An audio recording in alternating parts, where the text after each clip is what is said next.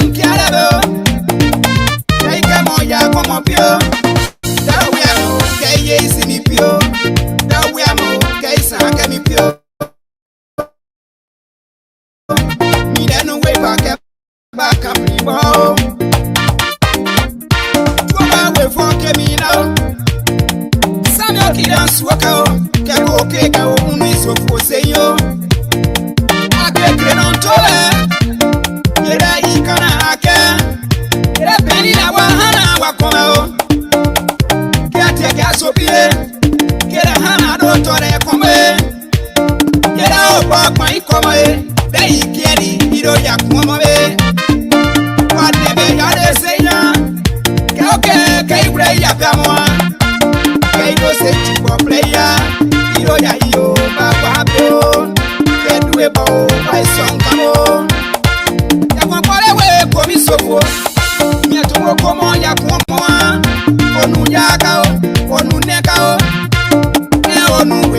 Africa. Kendo babo ya we wana ebio. Ibrate wokana ore me wikoya. Good afternoon, good morning, good evening, depending on your location, where you're following us from this time. We'd like to say welcome this evening to BKS TV and welcome to the Hit Hour program here on BKS TV. On the Hit Hour, we say dialogue and not confrontation. We say words and not bullets. We comes to you every Sunday to Monday beginning at 8 o'clock p.m. to 10 o'clock p.m. Liberia time. And of course, on the Hit Hour, we discuss politics, we discuss development, we discuss agriculture, we discuss forestry, and many more developments too as well. And of course, on today's edition of the show, we're going to be hosting Mr. Victor W. Puse of FDA. We're going to be hosting Mr. Victor W. Puse, the current managing director for finance and administration at the Forestry Development Authority. And he's the former campaign manager for the UP Rescue Alliance Nima County 2023 election. He will be our guest tonight on the show.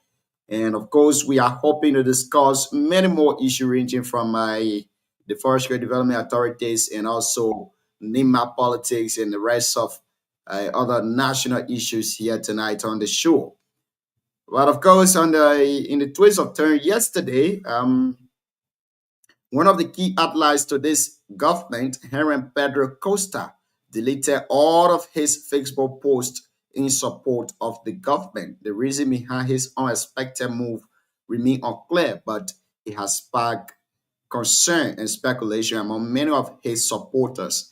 We are still keeping our eyes on the story as it unfolds. We will be here to bring you all of the latest happening around and in Liberia.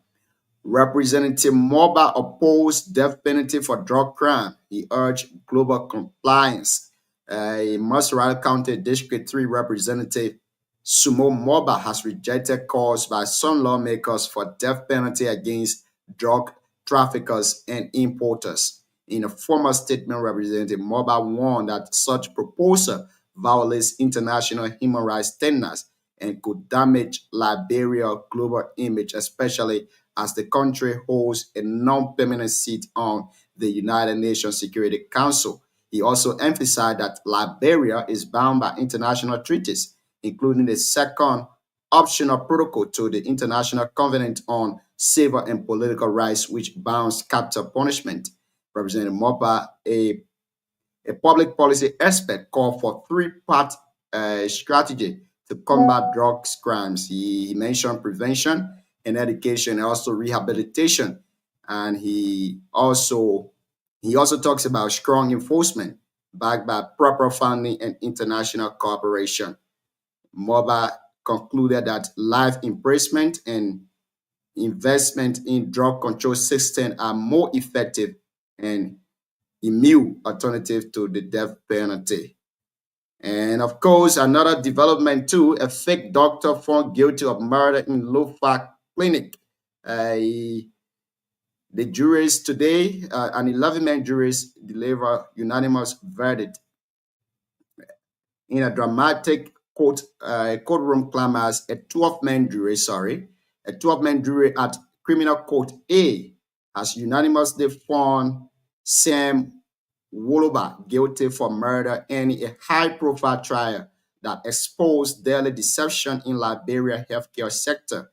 We're going to bring you more details about this story as the show unfolds here this evening.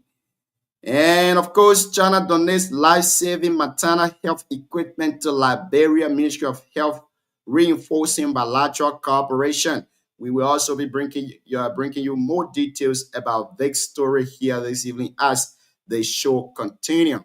Again, folks, would like to say welcome to the show this evening. All of you watching us via Facebook and YouTube, would like to say welcome to the show here this evening. Tell us where you're watching us from. Tell us your name, your location, and let's send you a shout out here this evening on the show. Like we said in our intro, our guest tonight going to be Honorable Victor W. Puse. Victor W. Puse is the current Deputy Managing Director for Finance and Administration at the Forestry Development Authority in Liberia. He will be our guest here tonight on the show. and we're going to be discussing Liberia forest. We're also going to be discussing Liberia development and also Liberian politics here tonight on the show. We have a couple of stories here, but let's take this break. When we come back, we will dive strictly into our conversation for today. What's on your mind? We will be taking this break very, very shortly. Let's go for this break from the CMC political leader. Recently, he visited District number 4 in Nima County. And during his visit there, when he was giving his, let's say, speech, Musa Ability accuses the vice president of the Republic of Liberia, Jeremiah Kpankun, of undermining his business and delivers a very, very strong message to the vice president. I want us to take this break before we go to our panelist. Let's go for it as a break, and we want to give a shout out to the closing argument for also making this possible. It was through their page that we got it, so we need to give them a very big shout out. So let's go for this break.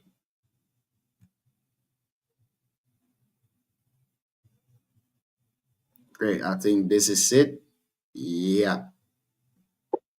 The one who says no to Jeremiah Cole is enemy and enemy forever. Is enemy and enemy forever.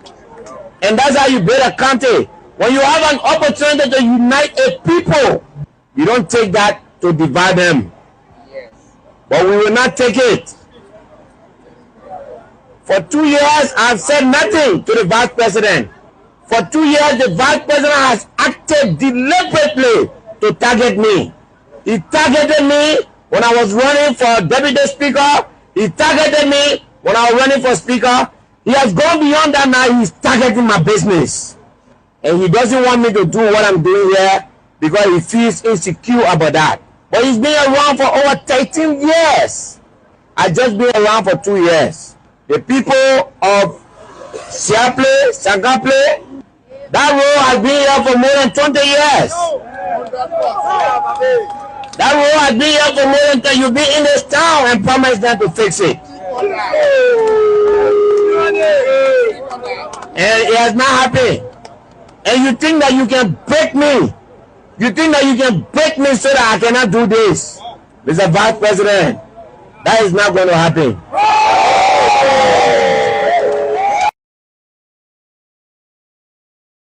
CMC political leader there, he says the vice president has been targeting him for the past 20 months now.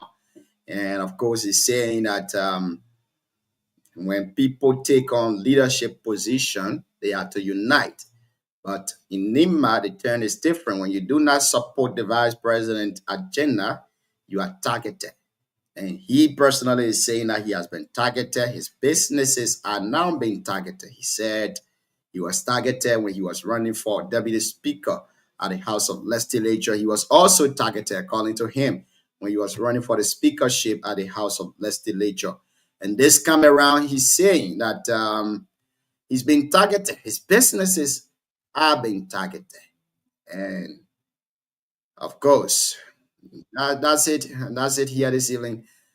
My friend and brother Shadrach G. Togbe is already here. Shadrach, let's hear you this evening. What's on your mind, Chief? Good evening and welcome to the show. Our guest is already in the back.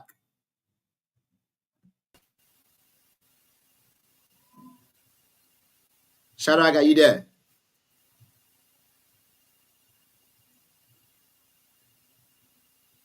Shadrach, I'm not hearing you. I don't know what's happening.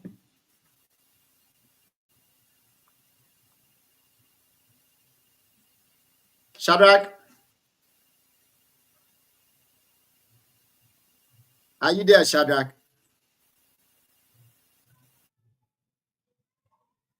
Shadrach? Yeah, I don't know what's happening in the Shadrach network. Our guest is in the back, but let's go for this break, and of course when we come back, we will continue with the conversation here this evening. Our guest is in the back, like we said previously in our intro today.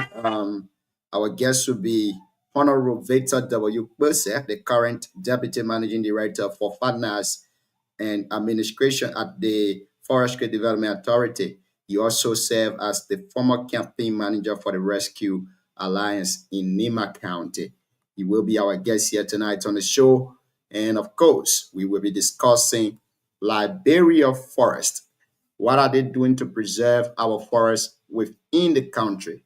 We will also be discussing politics too as well. Doris Biande, watching us from Morris's Farm, Monrovia, Liberia. Doris, welcome to the show this evening. How you doing? Michelle or Marshall Guantona Aloe Vera. He said, hi, Junior. How you doing, Marshall? Elvis Tama also watching us from Elvis and 2 community. Elvis, how you doing, my brother? Romeo Bible also watching us from, is this Zekepa Street? Community Ganta. Welcome to the show, Romeo. How you doing this evening, Chief? My friend and brother Prentice is also in the back. Prentice, welcome to the show this evening. Selte, how you doing, Chief? Selte, you are muted. Oh, sorry. Yeah, I said I'm okay. It's a pleasure to be back. I mean, tonight will be a promising show, with the appearance of the deputy managing director for FDA. I know him very well. He's a firing both biblical and political actors as well. I mean, he understands the workings, of government. Even when he served the ENJ as the administrator there were a lot of imprint he left, at the hospital. And today, through his administration, and it was under a regime that the preparator, through the advisors, administrative advisors, it was turned to the government. So I think he has paid due to, as a citizen of Nima and Liberia. So I know tonight will be a firing one. He's a politician. I know him very well for more than I don't know how many years now. So he don't draw back. He's a politician, and he understands the local politics of our land. So, and professional life now moving, as one of the leaders of the FDA. I think you will unveil a lot of things tonight. The sector, how is it contributing to us, as a country and citizen as a whole. So I know it will be a promising show. I can guarantee you for that. Thank you. Thank you. I'm anticipating a very promising show too tonight from the Honorable Man Shadrach. Welcome back. Let's hear you again. Yeah, Junior, I'm facing a little problem with my device here. I don't know what's going on. How you doing? Yeah, I think you are okay now. But we are getting you. Yeah. Scully, man. Yeah. So, yeah. No, not about internet. My device having problem. So, thank you so much. What's on my mind, Junior? I sat down listening to you. I call it reading your today various topics whatsoever, and I listen to the video play. Where Representative Ability accusing the vice president for attacking him, declaring as enemy. I think that is harsh. To come for a statement to look at your other leader or your state leader to say it's your enemy, but no matter what the differences in politics, don't use them language, publicly as a leader. Yeah, so I listened to him. And if he said that he didn't be targeted, the vice president, the government declare no fees for a particular product. So the vice president part of the government, why would you say he's targeting you no particular as individual? He doesn't want to carry no development name. There is no broad allegation that he has no proof to. So it means that if you are taking $3 as individual making yourself rich, the government said this money now going to the country, it become target. I don't believe so. So anyway, like I said, teaching attitude is our major problem in this country. We got to change our mindset towards our own country to know how the place develop. So thank you so much. We are waiting to hear from our guest tonight. Thank you, Shadrach. It's good having all of you back on the show here this evening. Our guest is in the back. Let's go for him shortly and bring him on so that we can kickstart our conversation.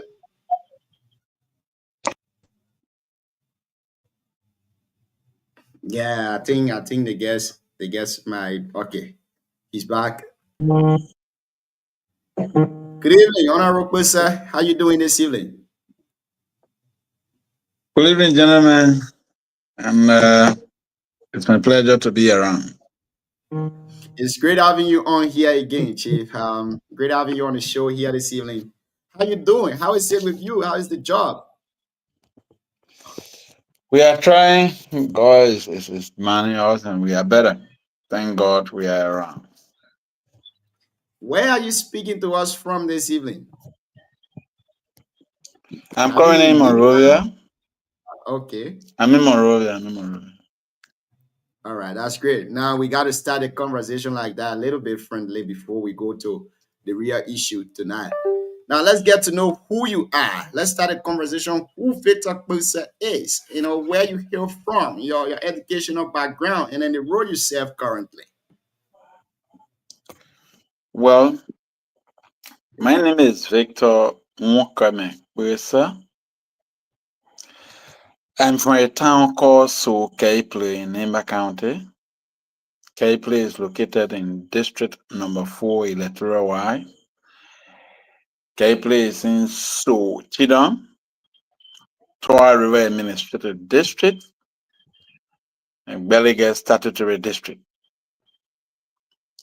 And I was born in Kaiple unto the great parenthood of Mr. Kpesa Girekeyi. And my mom was called Nyangli Girekeyi, all of whom are late. My father died at the age when I was around the age of 12. And my mom died at the age of 14, my age of 14. And God has been taking care of us up to date. And I graduated from the JDPS High School, and of course, entered the University of Liberia, Public Administration and Sociology. Graduated in 2013. From there, I've been working throughout, except for this year that we decided last year we decided to go back to school. And today I'm a senior student at the Cottington Graduate School within public sector administration. That's the education background. But for work, we've been around. I serve as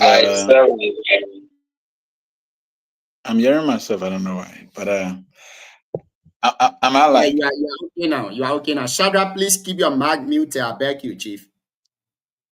All right, so we've been working around. I was a classroom teacher in Monrovia.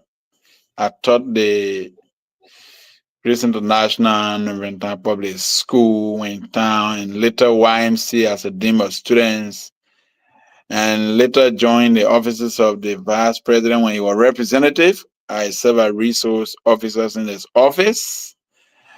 I serve as a human resource director at the E&J Hospital, and later the administrator for the E&J Hospital for like 7 years. And today we are the deputy managing director for administration and finance at the Forestry Development Authority.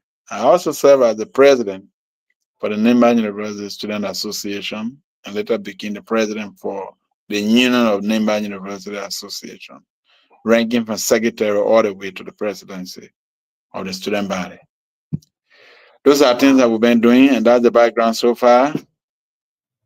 If I will go social, I'm well married to Mistress Amelia. A little bit social. Let me put it that way. So it's really good having you on the show here this evening. And we are really, really great to have Thank you on the show. Now let's get to know the role of the Yes. place you serve currently, FDA? What's the role of FDA in Liberia? And what have been their impact Is so it my far? role or the role of FDA? The role of FDA. We want to talk about the entire sector first. Well, FDA, as you are hearing that acronym, is a Forestry Development Authority. In 1976, an act of legislature was passed, bringing on the Liberian forest sector under administration. And that administration, that body was called the Forestry Development Authority, and it's called the Forestry Development Authority today. And its responsibility is to sustainably manage the Liberian forest sector in all categories for conservation, for community, for commercial, and today for carbon. So basically, the Forestry Development Authority is to manage the forest sector of the Republic of Liberia in totality. Great. How many forests you guys have under your control currently that you guys are managing? I know of the East Nima, I know East Nima Nature Reserve, I know of Sapo National Park and other places. How many forests under your control, FDA? You're talking about conservation, why? Conservation wise, yeah. Yes, conservation, you have the East Nimba Nature Reserve. It should be 6, and there are proposed protected areas, but because those are protected areas you're talking about, you get the Sapo, the Grebo Crown, the East Nimba Nature Reserve, the Wologisi, Wanagisi, and all of that which are proposed. There are several of them. But Okay, now it has amounted to 14.6% of our total forest size because we have to preserve. Our law calls for us to preserve 30% of our total forest, and we are working towards that. great. Still in the forest sector. Recently I saw that the FDA banned couple of let's say animals. They were seized from maybe around Grand Jida County way and they were banned. Now what are we supposed to know about our animals that are reserved, that are preserved, that we are not supposed to kill? For example, somebody listening to you from all the way in your boot will want to know what are protected animals that the FDA protect. There are protected species in our country, starting from the little one you call monkey, going all the way to the chimpanzee, the elephants, and we have Liberia had the pygmy hippos. Hippopotamus is what I'm talking about. And there are a couple of animals, including the pangolin, the one you call ants bear, is one of the serious animals that we protect in our country. It's one of the major species. And it's a long list, except for maybe red deer, the one we call red deer in our country, and the king rat, the one we call groundhog. Those one, we eat them. But most of the animals in our country, apart from those deers and the king rat, they are under protection. But basically, when those ones are living in a protected area, of course, you cannot kill them. Okay, great. Do we have any other wild species in Liberia? For example, the lion, maybe leopard. Do we have them in our forest? To your That knowledge? is under big cat. That is under the big cat. There are 5 major big cat around the world. Liberia just signed on to that the lead is taken today by India. That was a conference that I just attended a few months ago. I was in India for the protection of big cat. Liberia have one, which is the leopard we have in the country, and besides nothing. It's not the leopard we have, but the lion and cheetah and other things are there. Sorry, guys. I'm going a little bit deeper into this thing before we comes to the panelists. How do you guys go about recruiting staffers to join the FDA? What are the requirements procedure, especially for those ones who work mainly in the forest? Well, there is something that is established in our country under the CSA law. There are regulations of the Civil Service Agency that we follow. Remember, the Forestry Development Authority was established as an autonomous agency. However, during the Manasalivi government, there were some issues when the Liberia forest sector was being placed under sanction. The sector was taken and placed under the CSA, and then placed it as a spending entity, of course, which is not, because we generate fundings for the country. As a result, we have like the country going for the same routine of the CSA recruitment process. We advertise our vacancy.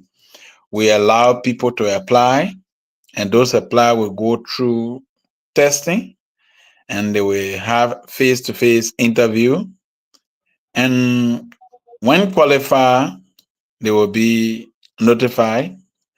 And of course, letter is served to them. We open official file for them at the Human Resource Department. And their employment letter is signed by the Human Resource Director and, of course, myself. When you have that letter, you are duly employed. Are there any training that is supposed to undergo first before being employed? It does not require necessarily that you go on a training, because before you come to be employed, the credential that is required will be posted, it will be advertised. And so if you are a forester, we are going for forester, you must be in that category. If we are going for administrative position, you must be in that category. And of course, if we are going for law enforcement position, which requires security personnel and people who are knowledgeable at a certain level, you must be at that level. But when recruited, we can now train you to fit into the society of the Forestry Development Authority for implementation. But to have it as a requirement that we got to train you before we recruit you, no. You are recruited before training. Great. In a layman English, what happened to somebody who killed those protected species? What are their punishment, their penalties? Under our law, they should be in jail for 5 years. Is it all of the protected or pay species? certain fine? Or pay certain fine. That's the difference. There are fines. I can't be exact on the number tonight, but there are fines that you're supposed to pay, and if not pay, you're supposed to go to jail for the 5 years. Do we have the presence of FDA authorities in the entire country? It's difficult, it's challenging, and that's the part we'll be talking about most tonight. To both here that we have FDA personnel across the country, we don't have that number. We're talking about the entire forest landscape of Liberia with 400 employees cutting across administration and everywhere. So to have them all over Liberia is difficult. And of those employees we're talking about, we have 300 and change that are on government payroll, and the rest are hired for contracts, and some are there on supplementary payroll and all of that. So to get them across the forest sector of Liberia is really challenging. And I think those are some of the things we'll be telling you tonight about the Forestry Development Authority, especially when we come to the point of challenge where we face with the Forestry Development Authority. Yeah, let's go into the challenges and then your success story so far since you took over as managing director, deputy managing director. To start with challenge, the first major area is the area of human resource. We have the Sapo National Park, the oldest in Liberia. To have Sapo National Park under complete control, to secure all of the entrances and have a complete patrol of the forest at all times, you need not less than 300 persons, 300 men and women to be in the forests. That number we don't have. I can't boast of having 50 in Sapo today when I need 300. And so the forest has been infiltrated by bad guys, let me say in that form, illegal mining, poaching, and a whole lot of activities going on today at the Sapo National Park. As of early this year, it has been difficult because the infiltration of the Burkinabe into our country, clearing the forests aggressively, has been one of the issues. Then other nationals, including our citizens, going all over in the park, carrying on illegal mining and other activities, hunting and other things. It has been very difficult to control. And so early this year, when I was acting as a managing director, when my boss was away, I called on him. When complaint was coming everywhere, I said that we have to do something about this issue. And he asked me what's the suggestion. I said, we got to call on the national government to act. And when I gave my suggestion, he said, I will ask you to right now, inviting all of the stakeholders that you're talking about to a meeting. When I enter country, then we can go into that meeting. We wrote our letter. We wrote the Ministry of Internal Affairs, the Ministry of Mines and Energy, Liberia Land Authority, the LRRC, the Immigration, the Police, the Internal Affairs, the Legislature, the Senate, and the House of Representatives. All those concerned, the EPA, all those concerned, especially about the forest sector, we invited all of them to the Ministry of Internal Affairs to have this discussion. We had several presentations disposing to them, in fact, exposing what is happening in our forest today.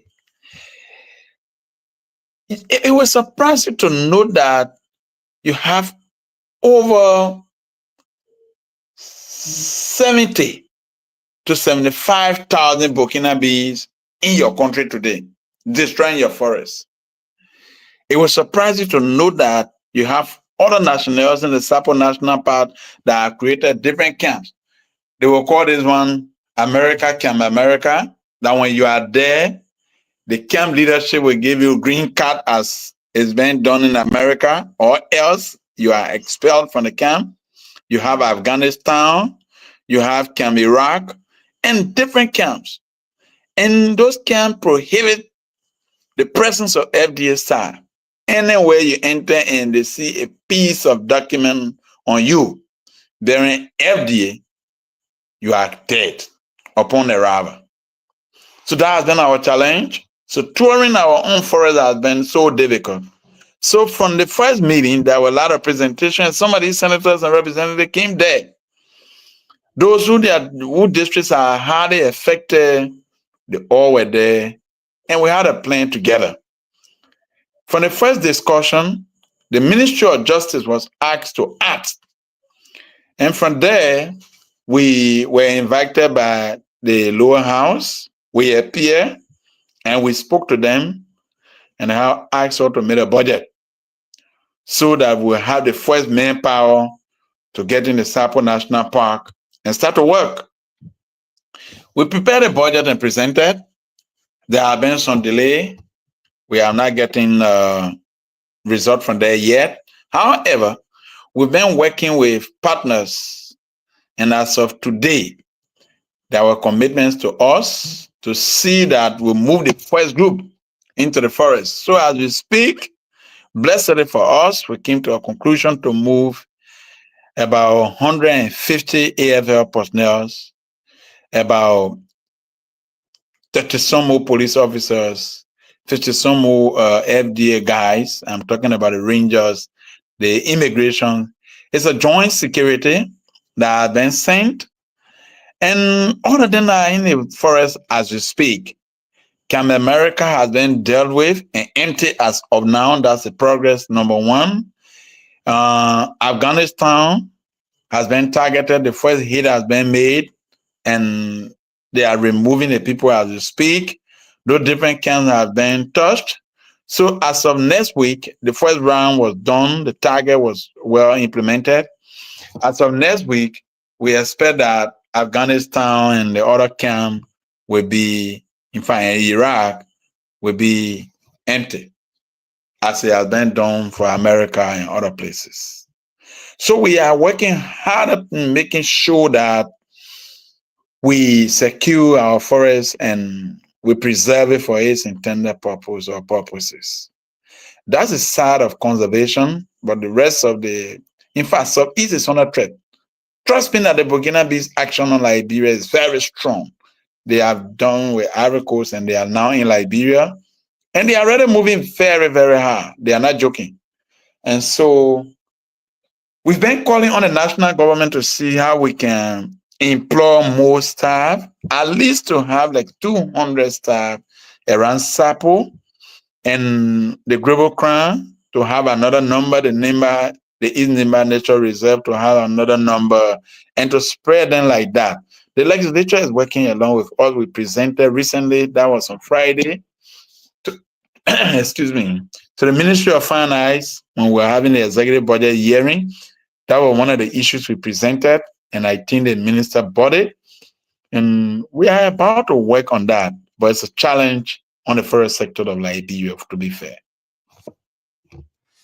Thank you. This issue of Burkina Faso, I hope that maybe we can have the immigration director here to ask whether they are legally residing in the country. But since you are here as deputy managing director, do you care to speak to us on that?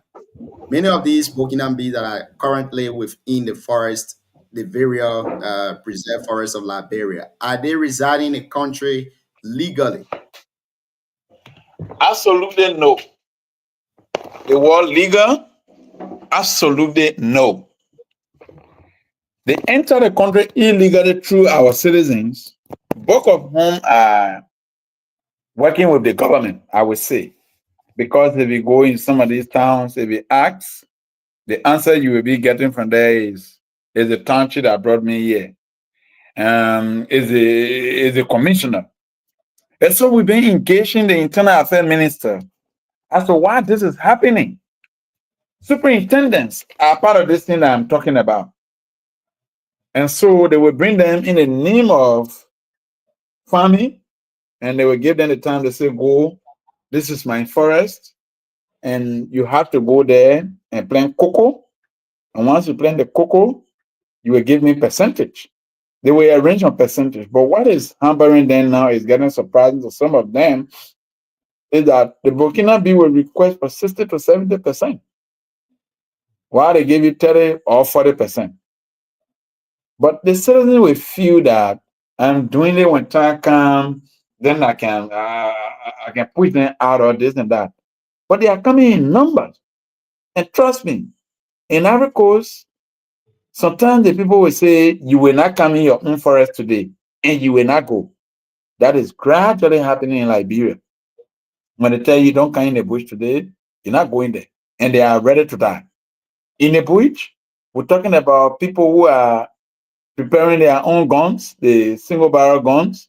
They sit down right there, face the thing, and facing our people with it everywhere.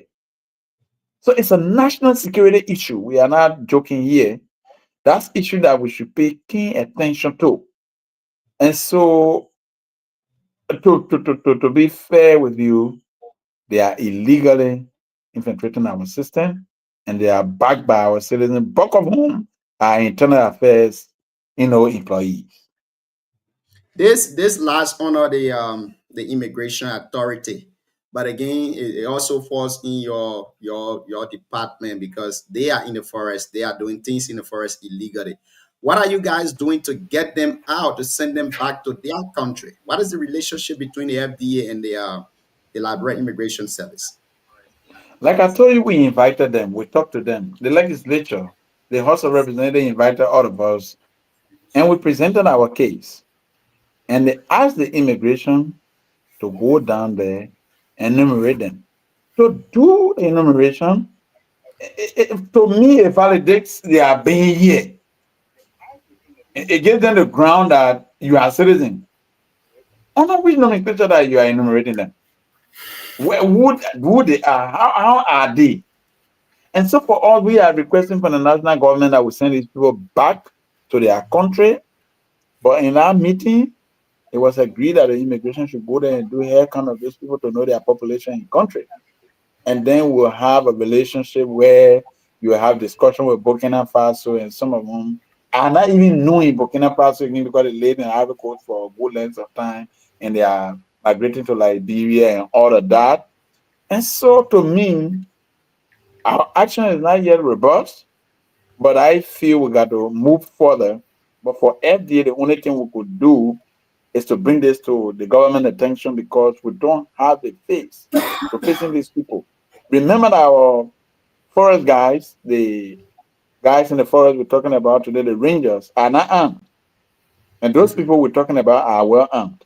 And so we are also requesting from the government that they should arm the rangers so that we'll be able to do the needful for our people, or else the 4.2 million hectares we're boasting of in Liberia today will be history. Remember, Liberia has the largest forest in the Upper Guinea area. Let me just say West Africa. Liberia has the largest.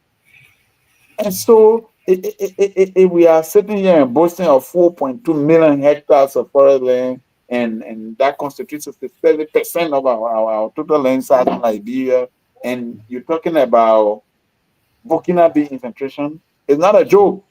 It's under serious destruction that needs everybody's attention. But one thing we are trying to do, and we started with already, is community engagement. Letting the community to know the value of the forest, letting the community to know the effect of those people as per their experience in the Ivory Coast, and letting the community to know the importance of the forest. Because I'm just sitting in the forest and feel that this thing is here, what am I doing with it? Let somebody come and do my second share. It's a land grab. Don't overlook it. It's a serious land grab. Encroachment will not, in fact, the encroacher will not come to tell you, I'm coming here, this thing I'm taking, it will forever be mine. All of us sitting here, we know Zami's story in our country. Zami will come and say, Zami, let me sit down here some more. And when I sit down here, I will be brushing your fan. When you and Zami go, the front page becomes Zami's property while you're going at the back. Similar thing is happening with these people. It's a serious issue. We all got to work on it. So we are working with the community to see that the community will know the value of the forest.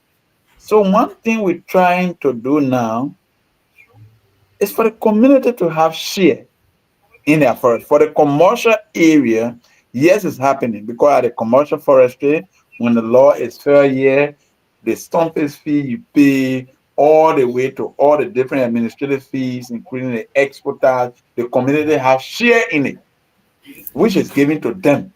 Our law says the forest belongs to the community.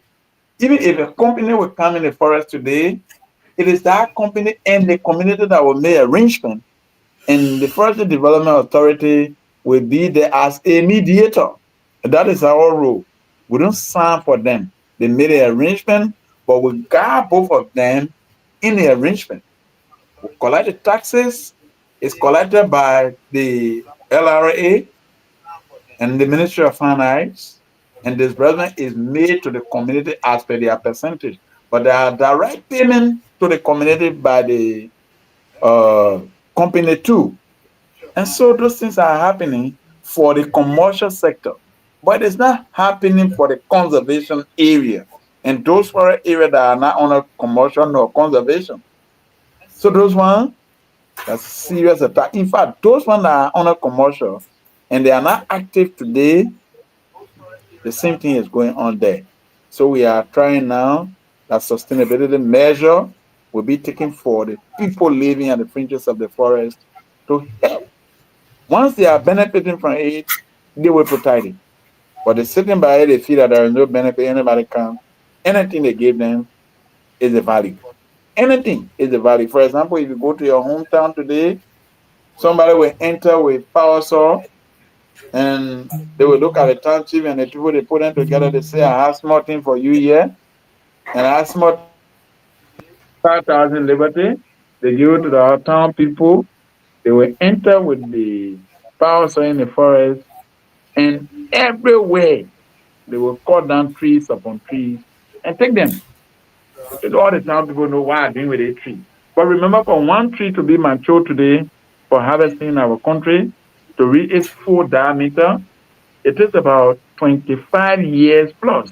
Some of these trees we see, they have spent 50 years. Like you're giving to somebody for $250, $1,000, and they just cut it down and take the pieces they want, the rest is a waste. So thank you, folks. If you're just joining us this evening, you're listening to the Heat Tower here on BKS TV, and of course, we are in conversation with Honorable Victor W. Pulse. He's the Deputy Managing Director at the Forestry Development Authority, speaking to us here tonight on a couple of issues.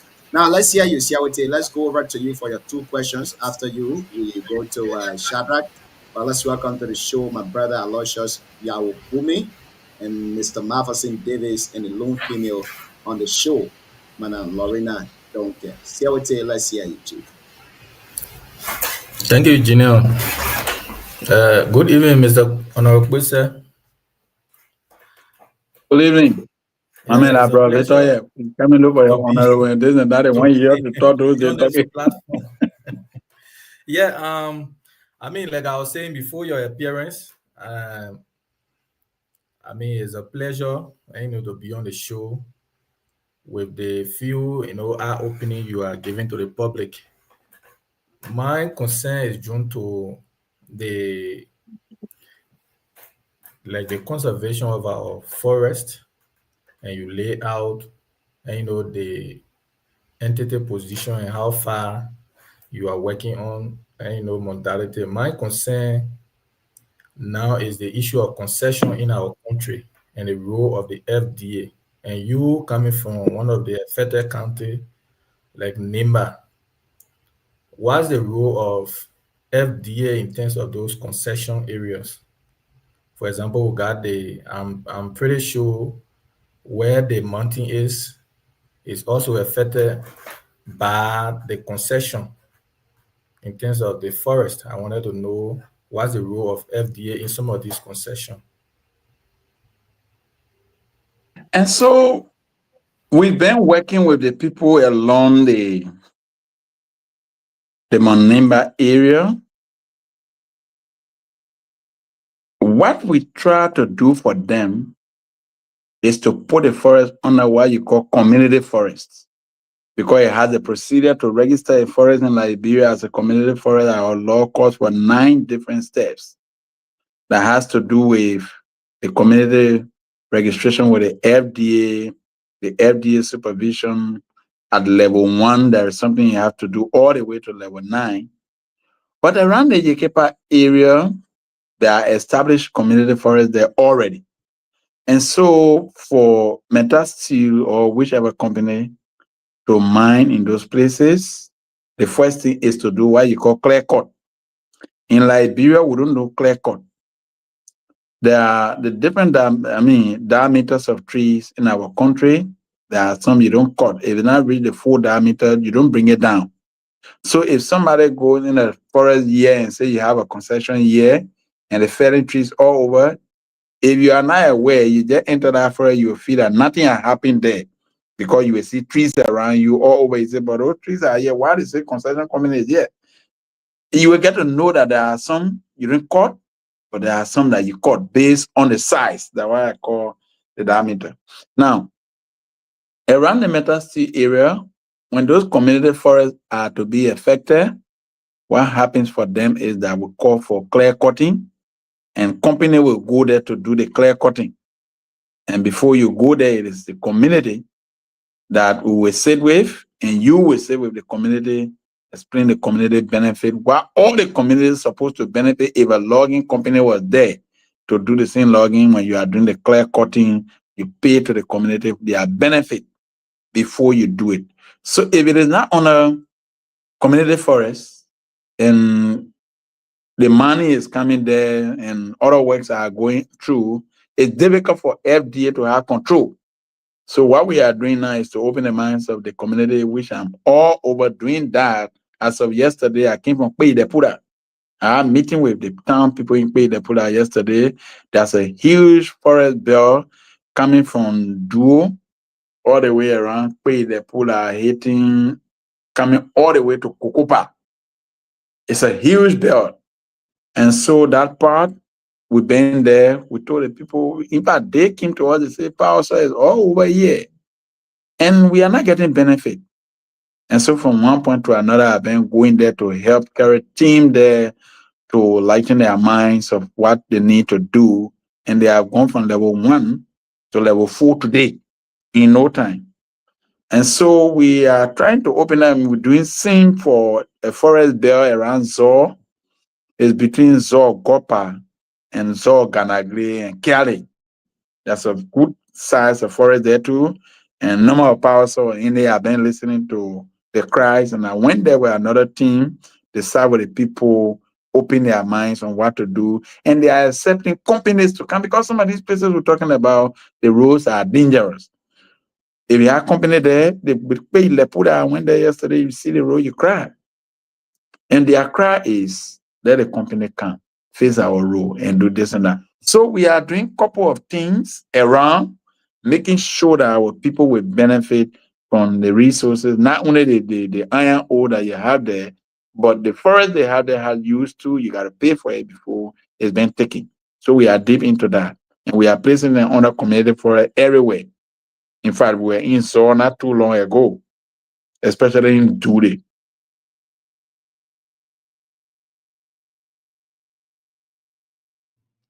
Thank you. My next question is about why stay on the forest. I know we are still on the entity for now. I was concerned about partner involvement because most time partner involvement and in the area of conservation. And another thing is the forestry, the FDA, is it a very new generating entity? Oh, yes, it is. It's a Okay. revenue generating entity. The only constraint is why I said to you from the beginning to be a revenue generating entity, the FDA. Trust me, let me say this on the show tonight. If the chance is given to FDA and we go into it to fix our law, there are laws that are serving as hindrances for Liberia forest sector today. Trust me. And we fix our law. And we go for the forest sector. Liberia forest sector can build this country. This country, the forest, the size of Liberia and the size of the forest we have, trust me, the forest sector alone can build this country. Yes, a revenue generating entity, but it's been placed under severe captivity, I would say, because of the different laws we sign onto, different agreements we sign onto in this country. They are giving problems. But we have partners that we are working with. EU is here, Wild Chimpanzee, and a couple of them. There are a lot of partners we are working with all year. But trust me, the partners are not the problem. The law we allow ourselves to sign with the partners are the problems. Like the VPA, the Voluntary Partnership Agreement, the Liberia Bank Honor, that EU just pulled out of it not too long ago, was another thing that gave a lot of different rules for the forest sectors. And to harvest a tree in your country, the process you go through is not easy. And in fact, the kind of abandoned laws in our country today, you can get millions and millions of dollars from the abandoned law. But to just release those laws, the kind of procedure you follow becomes another hindrance for our own country. So there are a couple of things, but trust me, I'm openly saying it today that the forest sector alone can build this country. When I say that, it means we are not making maximum use, which we are crying all over here.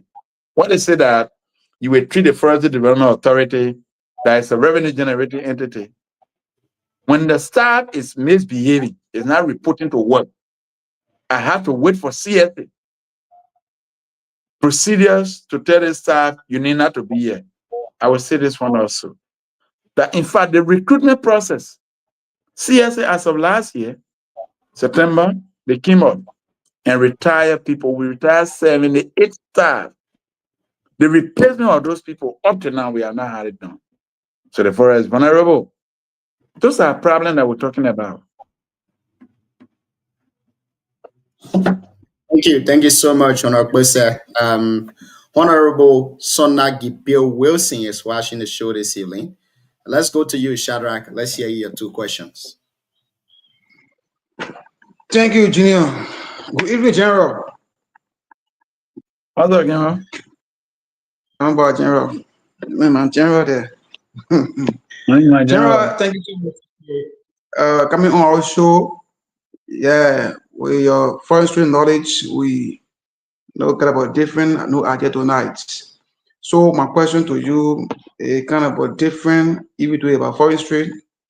Then I want to know you as a managing director for finance, administration and finance. You get the money. I am the deputy. My man, don't get out here. You're talking beating. I tell you are deputy. I tell you as a deputy managing director. I said it Right. for administration and finance. That a position that don't do it. So I want to know with all the challenges that you just listed across the country, forestry conservation, it has to do with monitoring. What system do you have in place, or do you as an institution have in place? For example, you got a ranger in the field to report to your office in case there's incident. It should be a very faster process, maybe a minute or two, where the system will be built and you have a mobile app with your ranger to report incident from the field. You as an administrator, you have a dashboard in your office. When the incident is reported within 1 minute or 2 minutes, you should get alerts from Sando Park that there's no social thing happening. What system do you have in place to monitor that system across the country to ease the process of monitoring system? So that when you were about to ask, I nearly said you were asked RT related question. And don't make me to labor on my man, don't make me to try something here, and you myself working on some things. We did not meet it, but we're working on them. So don't make me to go far. And you know why I'm talking to, all know what we're talking here. And you know our technicians are calling on you every day to see what we, in fact, calling on companies around to see how we can have that system established. We take it serious and we are into it because communication is one serious thing. If you ask somebody at the East Nimba Nature Reserve today, and that's an issue, that person is calling on mobile phone that is not easy to read because of network problem. That person got to relocate, come all the way somewhere to talk to somebody when you are living behind the real target. So there are some things that we are doing, especially to see how we can put FDA on the path in terms of modern equipment, to see how we can move it. I am not an RT guy, but you know what I'm talking about and the different levels we are going. Let me not go too far in it before I say something that I am not too close to. But it's it's in the pipeline already that we are aware. All right. My last question has to do with the Burkina bees that have no coming to the land or illegally just mentioned. Now, you got, according to you, there are some men joint security already in the field targeting some camp. When you're naming the various camps that were laughing. So the guy with that kind of period uncertain naming it after a different era. So what do you think, or where do you think, taking from that park tonight or yesterday, and where are they going? What will be the sustainability process by taking it from that part so that they won't go back again? And so we have partners that we are working with, like I said, especially for Sapo National Park. Support is coming from partner. And that landscape, the partners will be there for the first 5 years and second 5 years by the grace of God. And so they are working with the community people strongly. We are working with them, especially around Sapo. But Sapo is not the only area. But for Sapo, we have partners working there now so that when those people have been removed, they will work with the community people in making sure that the community will have some benefits of their forest. Once you have some sustainability measure, it will help the community people to look at their forest that this is our inheritance. This is what we have. So that measure is in place. But for the fundings to come from the Liberian government is what is not easy at all. That's what I can promise. But we are working with partners to see that if we are to reserve this area, to say this is under conservation, what is it? Because conservation we're talking about is not just Liberian benefit. The global climate change address measure, one of its key pillars is to keep the forests around the world. And Liberia is doing that. If we are doing that, what is the benefit to our country? That has been our argument. We presented that in Colombia. We presented that, in fact, when I was in India of late. We presented that and at the UN Forest Forum that was presented. And we're making the case that this is the issue. What you need from us, we have it. The Liberian forest sector is under conservation. So the war has to come to compensate us to keep the forest for all of us because it's about the climate change. It's not just because we want to keep it. If we put all under commercial forestry now, we will get the money we need.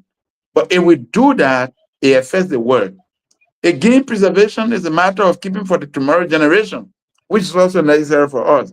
But as we're doing it, it helps the whole world. It benefits the whole world. So we're making the case around the world. Partners are coming to that. And we are trying to secure some funding to see how we can move further with that. So we are actually working in that light so that the people living at the fringes of the forest will have the right benefit so that they can help with the preservation. Thank you, General.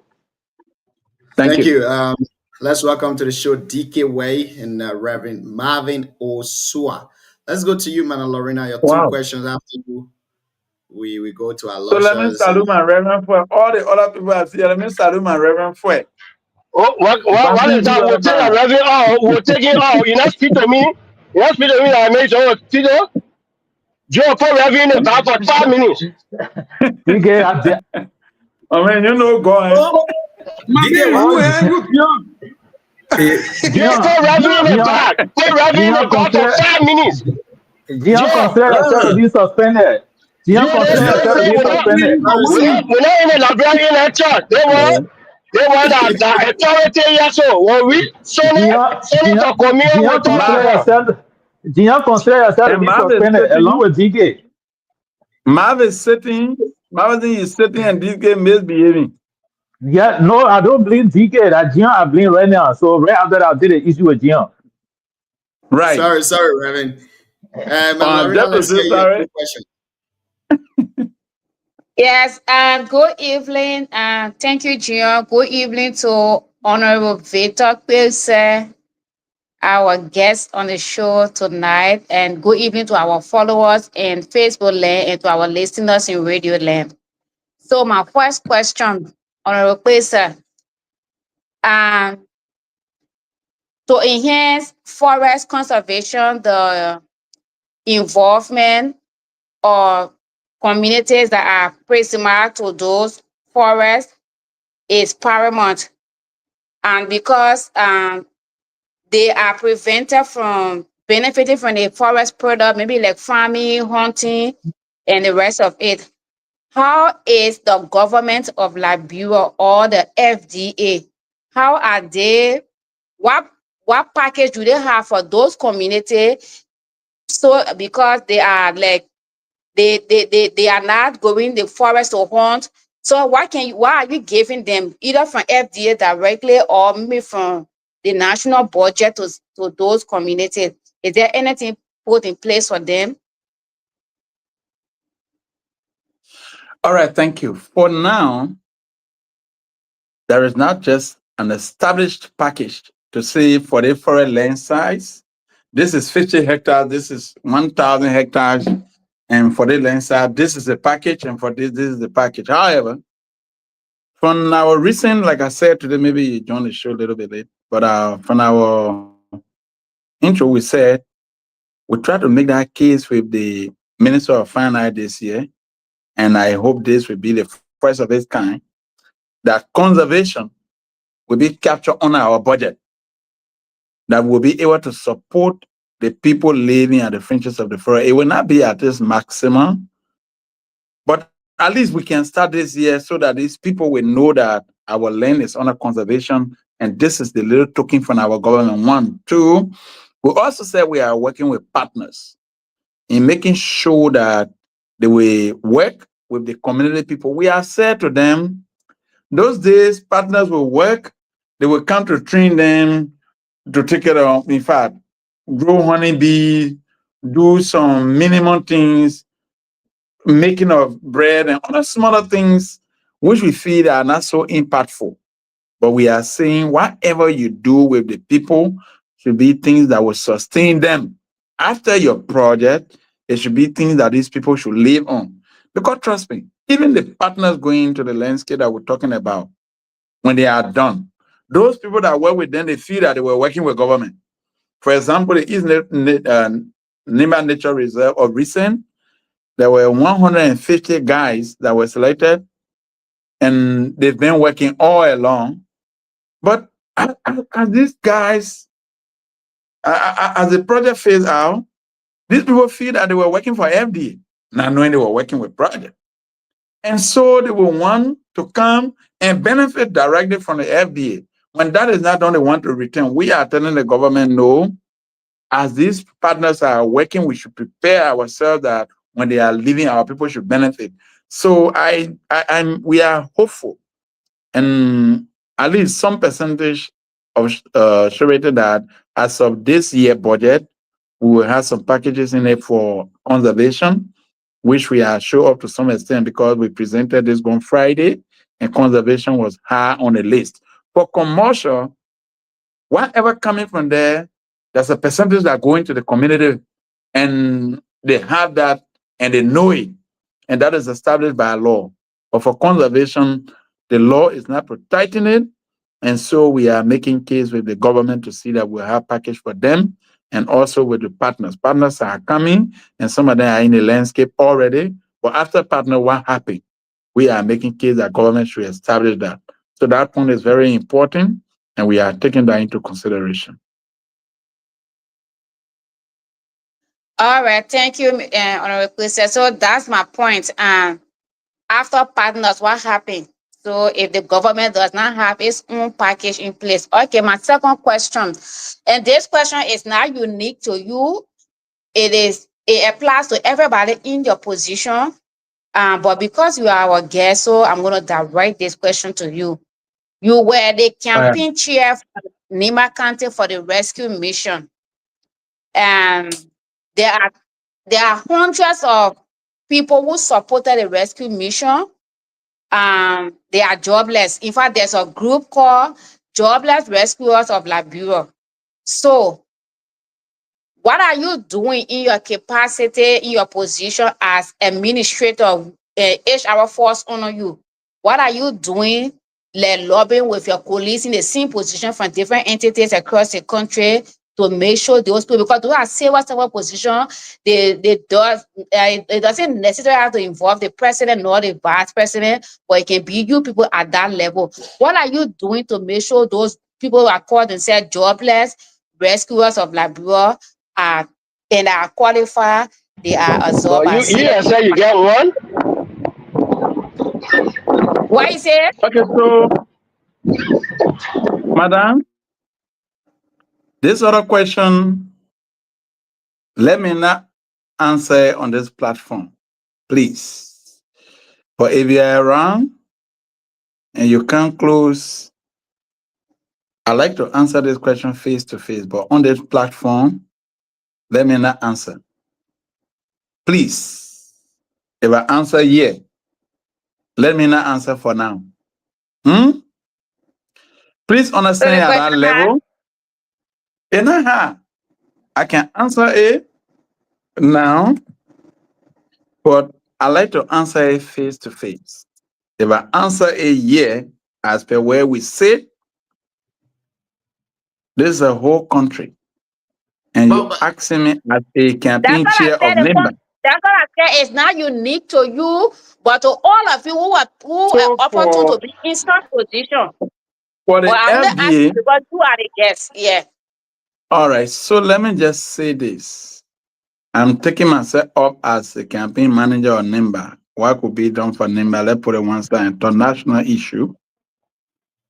I And mean, so, national addiction, right, what we are doing is one of the issues that I explained to you earlier. Number one, the protection of our forests should be done by a human being. Sapo alone should be protected by not less than 300 men and women. We presented that to the Ministry of Finance, and I think it was bought. And so in this budget, we are believing strongly that the next budget, we are believing strongly that there will be some figure which we feel is necessary enough that will help to recruit some of our people. One, two, because it's government employment that we're talking about. There have been a lot of retirement at the FDA since we went there. I'm talking about 78 persons. The FDA open arms will publish the list, and qualified people apply. Test was administered. Interview was conducted. Recruitment was made. List was submitted to the CSA. But to place them on a payroll is one of the sticky things from April to now, which is our regret. On the other side, we are talking to partners around. Again, talking to partners to secure some fundings that will help us to recruit some of our people. The last side is we are saying all the laws that will leave our country beginning this year, at least 15 to 20% should be processed. It means we need some in our country. We need some level of processing at the starting point. Next year, we are pushing up to 30%. And we are thinking that as of the end of 2029, we should be telling people, I'm talking about the end of our time, we should be telling people at least 60 to 65, 70% of the laws leaving Liberia or the wool leaving Liberia are leaving processed. So we are encouraging people who are coming with new concession to start with sawmill and all of that, meaning that we are encouraging employment. That job we're talking about, so. And so we are doing everything possible to get jobs to our people, not necessarily in government, but those companies that are coming so that they will be able to work with them. Those are things that we're doing. And let me not go further. Let me stop there. That one is national. Gina, can I ask a B to my question? See and Okay, all, Mama. Okay, so you just mentioned about retirement, and it is again, it is not unique to FDA. It applies to every entity across the country, government entity. So retirement means direct replacement. So Sure. and you see that those positions are being filled. Maybe FDA is kind of on hold, but you see those positions are being filled. But yet and still qualified people who stood up, who put their lives, their everything online to support this, mission to become the government today. They are still stuck one place and still looking for a job. But then they will say, oh, what you call education, retirement, JFK, and you go look, maybe in a month and there about 500 and retirement, which requires direct replacement of qualified people. And then people will fill the position, who don't know where they come from, but then they see the people who help to make those people who are director, minister today, they have no job. So what is happening? Where are those people coming from? Are they importing them from out of planet Earth, or where are they coming from to occupy those direct replacement slots? Well, for us, that may not answer for other people, but for us, those that we employ are people who should be qualified, and it's unique to citizens, and we prioritize people who are our citizens. And of course, the rescue mission is also important to us, people who stood by the mission, should benefit from the mission, we are aware. Don't get me to preach, because this morning in our devotion, the one year, and even in the office, we were talking about Jesus hanging on the cross to say, I am thirsty. And for somebody to say, I want to drink water, and somebody is saying, give him sour wine. And so this morning, our devotion, we were saying, there are a couple of our citizens who are saying, I'm thirsty. They don't just have school fees. They work with us, they want to do a little thing. But we sit in a position, we say, you're getting better wine. Getting sour wine. Is that a replacement of what the person is talking about? No. So I agree with you. There are people who stood tall. Some of them were beaten. Some of them were threatened that it will win, this will happen to you. Today, people still laugh at them. It is not our joy. But so, Lorena, we are doing everything possible from our end. If we are around other people, they will say some things which we can't say all. But we look across and we are checking the whole country. There are people who are part of the mission and are very qualified. Yes, they are citizens. They need it. We have to give it to them. And those who are not qualified, we have to look for another means for them, because they are equally saying, I am thirsty. And so we got to give them what suits them too. And this is why we are talking about some of the casual labor things that company will bring and other people will bring. We are opening the avenue all over so that we absorb some of these citizens we're talking about. It will not be possible to say we absorb all, because we're talking about thousands and thousands of people, but not everybody that was into this thing were there for jobs. Some were there for good business atmosphere, some were there for schooling, and some are there for different reasons. Those different reasons have to be met. So as the government opens different avenues, those people will be absorbed according to those different lines. But we are trying our best, Mama. Thank Though you. it's Thank you so challenging. much. Thank you. Aloysius, let's hear your two questions after you go to Mr. Matheson. Then Reverend Marvin will come in. Yeah, That's all. man, why you true, man? Will. And Anyway, that's don't tell me.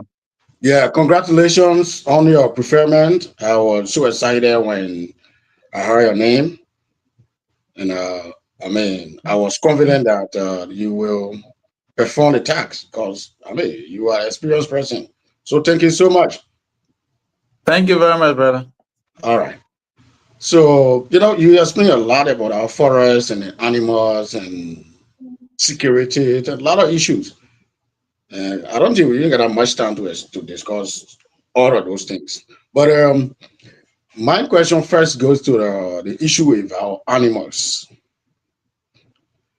We have beautiful animals. We got a lot of good animals, in Africa, Liberia. Even in your explanation, you said lion. We are out of lion. We are out of lion now in Liberia and other animals. And when here in America, I still see lions. I can see lion right now. If I leave from here and go to Blank Zoo, there will be lion or other animals. And we who were the producer or the critter of lions. Now we are going out, we are out. So my question here is, does EPA, though I have not read the other created EPA and their functions in 100%, whether you people have any plan to come up with like zoo, like a park, animal park or zoo, whereas people who cannot go in the forest, to see the animals, they can pass around the zoo to see, or those animals that are rigs or they are already out, and then to get them and secure them somewhere to preserve them for future use. Because I saw something before in Nima on the same social media. Someone said you're having something like a zoo in Nima, but I saw something like a duck, and other animals that are obvious we can see. So our nation, Liberia as a country, are we bringing some of these animals home or somewhere so that we will see them and also preserve them and serve employment for our people? Because the bush is there, the people got a bush, they don't know anything, they don't do anything much with it. They are giving those bushes to Burkinabes because they believe, there's nothing coming from out of it. In Kenya, they preserve those animals, and then people drive through. You don't have to get down. You just drive through just to see the animal passing. Do we have no training for your employee to go through the training and take care of animals and bring them back to town, some of them, if possible? Yes, that is important. Sometimes some of these animals are being caught in trap, and you need to resuscitate them, get them back on their feet, and send them back to the forests. Does Liberia as a government has any place for that? No. Partners are the one operating one or two. What are we thinking about? One of our thoughts the other day, because the government under the ARD, you have the government agenda for serious preservation. And if we preserve, that is the only time you'll be talking about. We have tourism. To talk about tourism, you must have preservation in place first. Conservation of those different species we're talking about should be in place before you talk about tourism. So once you hear the government talking about tourism, it means conservation should be at its peak. So to do that, the government agenda is working seriously to see that we have, to bring those species in country like Indian date. Some of these big cats that are now in India, they went to South Africa and got them from there and took them to India. Today, the population of those species are growing. So India is accounting for almost all of the big cats today, because the one that never had, they went to another country, they brought it. We could do same. But before you do that, the first thing is to have total control of the one you have. You're supposed to put them on a serious protection. So the aspect we're going for now is to see how we can protect those ones that we have. Look, there are human and animal conflicts going, especially in Cape Town now. You will see the elephants and animals conflict all the time. The other time it was chimpanzee, and that chimpanzee was sorrowfully killed and all of that because of the conflict. Human encroachment on those animals everywhere in our country causing those problems. And so what we are doing is to make sure that those places that are put under conservation, they should be well secured. Mining should not take place there. Hunting should not take place there. Human activities that will hamper the sustainability of those animals should not exist ever in those forest areas, so that we'll be able to preserve them. Now, there is one frog in Nimba, we call it Nimba 2. That frog is not anywhere in Liberia. What do we do about that? We are doing everything possible so that the world will see that from one day. The pygmy hippo is in Liberia. What do we do that people will see it to say this is extra species coming from Liberia that we don't have in our own country? So for everything we do, we are putting conservation first, making sure that those forest areas that are placed under conservation are well protected. But the challenges are hard. Those are things I expressed to you. So to bring those one, to import those one, the first thing you do is to have conservation at this peak, have protection maximum, at this maximum. And not only that, you should introduce tourism, build the rules around the conditions. The Kenya you're talking about, I was in Kenya and I went to the park. For them, they don't have the forest. It's a savanna area, and the animal, you will see them face to face. And they move all around, you see them.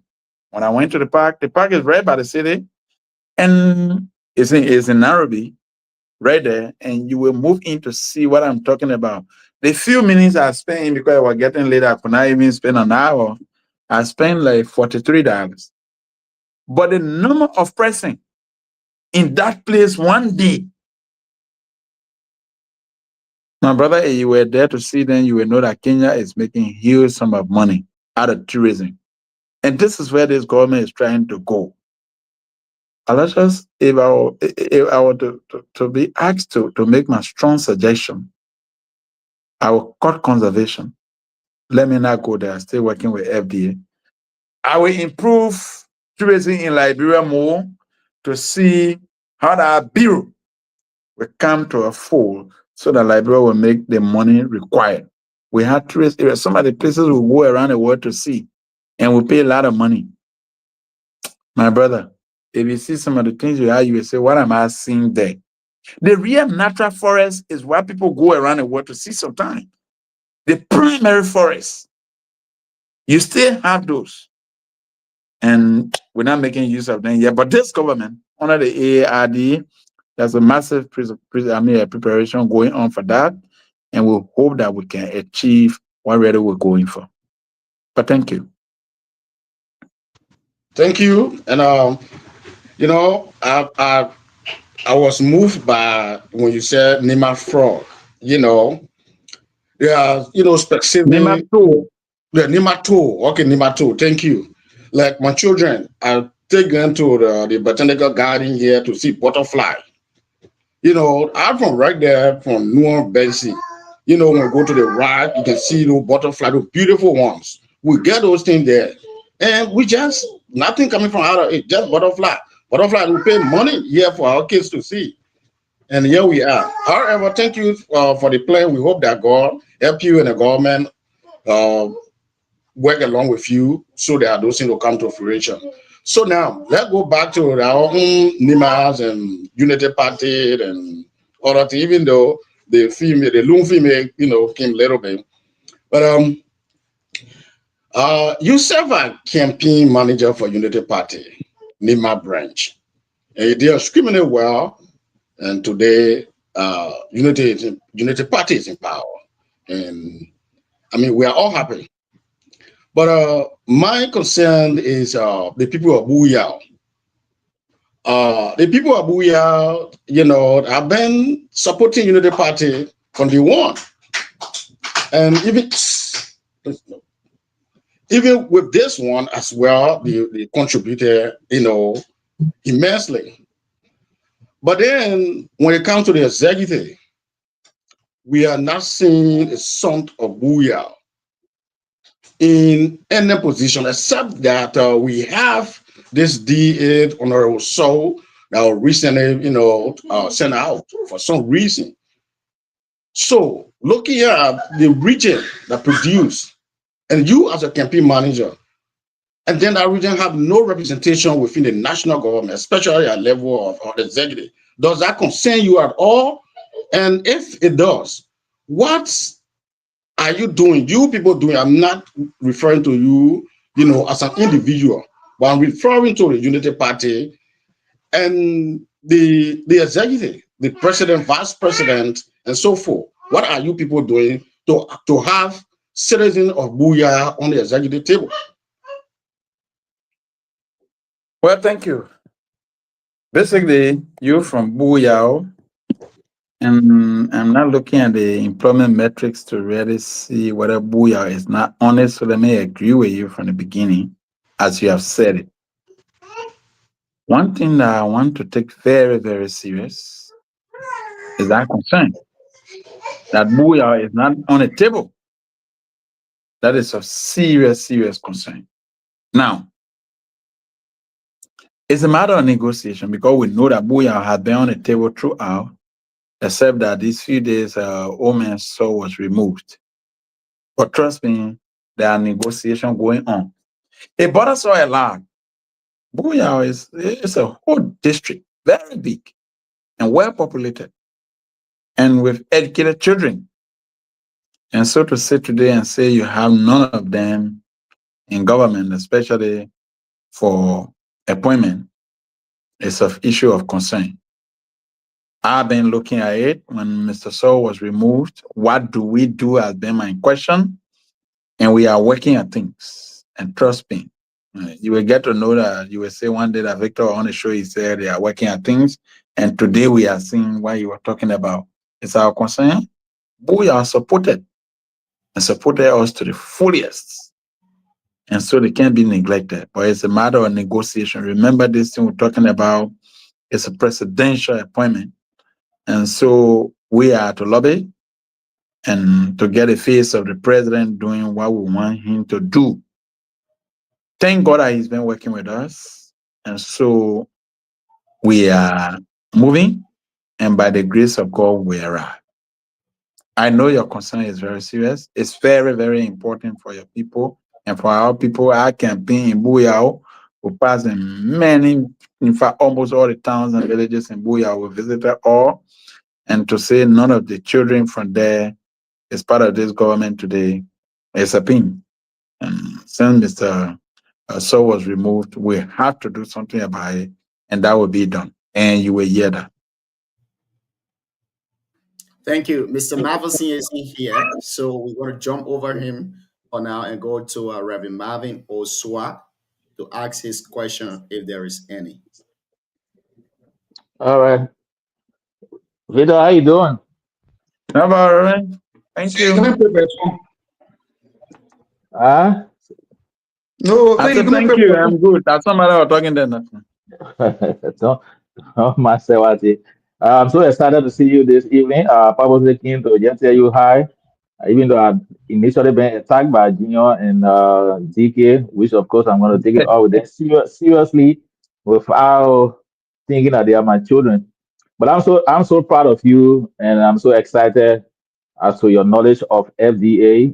As far as I've known you, I have not known that you have such a knowledge. So I want to say thank you so much, and to also encourage you to do what you are doing, because you don't just bear the person name, but you also bear an institution where we all come from. So remember, whatever you do is not only for your family, but what you do is it also bears the name of where we all come from. I'm so excited, and thank God for you. The Thank you, question I Reverend. wanted to ask, yeah, already been asked by Sewate. My attention was drawn to the Sapo National Park. What I saw there today, it was where my attention was, but he had also asked that question. But what I want to know this afternoon is what is your strategy for addressing the high rate of deforestation caused by agriculture, like the expansion of palm oil and rubber plantation all across Liberia. What Well, strategy do you, do you the have to address Liberian that? forest, the Liberian land use has something we call the land use plan. There are places for agricultural activities. There are places for forest conservation, and there are places for uh, commercial forestry. And so the agriculture ministry is aware. We have places that they can go, and we have places that they cannot go. There are degraded lands all over, and those are places that the agriculture ministry is using. And also, mostly for rice, they are promoting the lowlands, basically the swamp areas. And for the tree crops, they are expanding that on the land, but they are basically the degraded land. They are not going to the primary forest, not the secondary forest that are under conservation. No.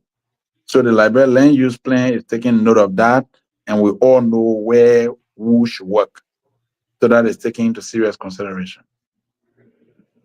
And my last question is somehow connected to that. Talking about conservation, where do we stand with the issue of timber, commercial timber production? If you're talking about conservation, where will we get plain fund to build our houses? That's what I said. We're just talking about the law. Our law says only 30% of our forest land should go under conservation. Okay. The rest is for commercial and agricultural purposes. Anyway, okay, thank you. Thank you. Thank you so Let's clear much. it down. Let's clear it down, please. No, I don't Reverend, you want got to. out there? If you Yeah, got talking about yeah, yeah, talking about 30% to be conserved. Then I want to add up to the question that my colleague just asked in regard to the animal. If we have 30% to be conserved, does that mean that we're going to get all of the animals from the rest of the forest? How do we protect the animals in the rest of the places? Well, it's our law because you cannot put the entire forest on conservation. But for the commercial forest, the law also says you cannot kill the endangered species that live there, right? Though they are hampered, they will move from one place to another in search of living, and some might be blessed to enter the conserved forest. But however it may be, the law says you cannot kill the endangered species. But no matter what you do, farming got to take place, and you have land for that. Commercial forestry got to take place, and people got to log in those places. You have land for that, and you have land for conservation. And we are working on all of those things, but it's just impossible to say everywhere in Liberia you should put them under conservation. And that does not work. You do that, you cause trouble because the people got to eat. Human being got to reproduce. You got to, once you reproduce, expansion of food activities, expansion of other things will obviously go on. So you have to get place for eating, place for commercial logging, and place for safekeeping. So those different demarcations are observed, but the law still stands to say when those species, those endangered species are in commercial area, you cannot still kill them. Thank you, Vito. Thank you. Thank you. Thank you Thank you so very much. much. DK, you gotta stay last. I beg you. Let's hear you, Chris Silly, your two questions. Don't even bring DK here today. Thank, thank thank you. Let me say good evening, people of Vito. Good evening, Chris. What's up? I'm okay. I have few concern. Maybe I will ask two for now. Uh, Looking at the population now, let's look at Nimba, and we had a big national forest, and just 10 years ago or 15 years ago, the demarcation the government did, where people stopped making farm and the area, all area become for government. The, the population now is growing, and those areas have been limited or have been small to hold those people. What strategy that FDA is putting in place to extend that demarcation so people can be allowed to do their farming? Is there any plan you guys have for now on that? Yes, this is it. Let's be clear here. If a forest area has been demarcated and gazetted for conservation, the buffer zone is established. And that buffer cannot be crossed to enter into the conservation areas. Now, what is the plan about that in terms of agriculture? There where subsistence farming comes in. And you can plant rice here this year. And the same place that you planted the rice, that same place can go for, let me say, edo, potatoes, and other crops. I mean, other fruits and other things for another year. The expansion to just get the forest area degraded does not make you a good farmer. So the agriculture ministry is introducing a type of farming that you will be in this one place, but you can produce different crops from time to time that will not cause you to just destroy the forest and go with that. Because it will mind you, in a few years, you had nothing to keep. And if our parents have been thinking like that too, you will see that nothing will be of you. If you go to my home, so carefully where I'm from, you will not get half forest there anymore. But the one that we bred 2, 3, 4, 5, 10 years ago, that one is mature for another farming.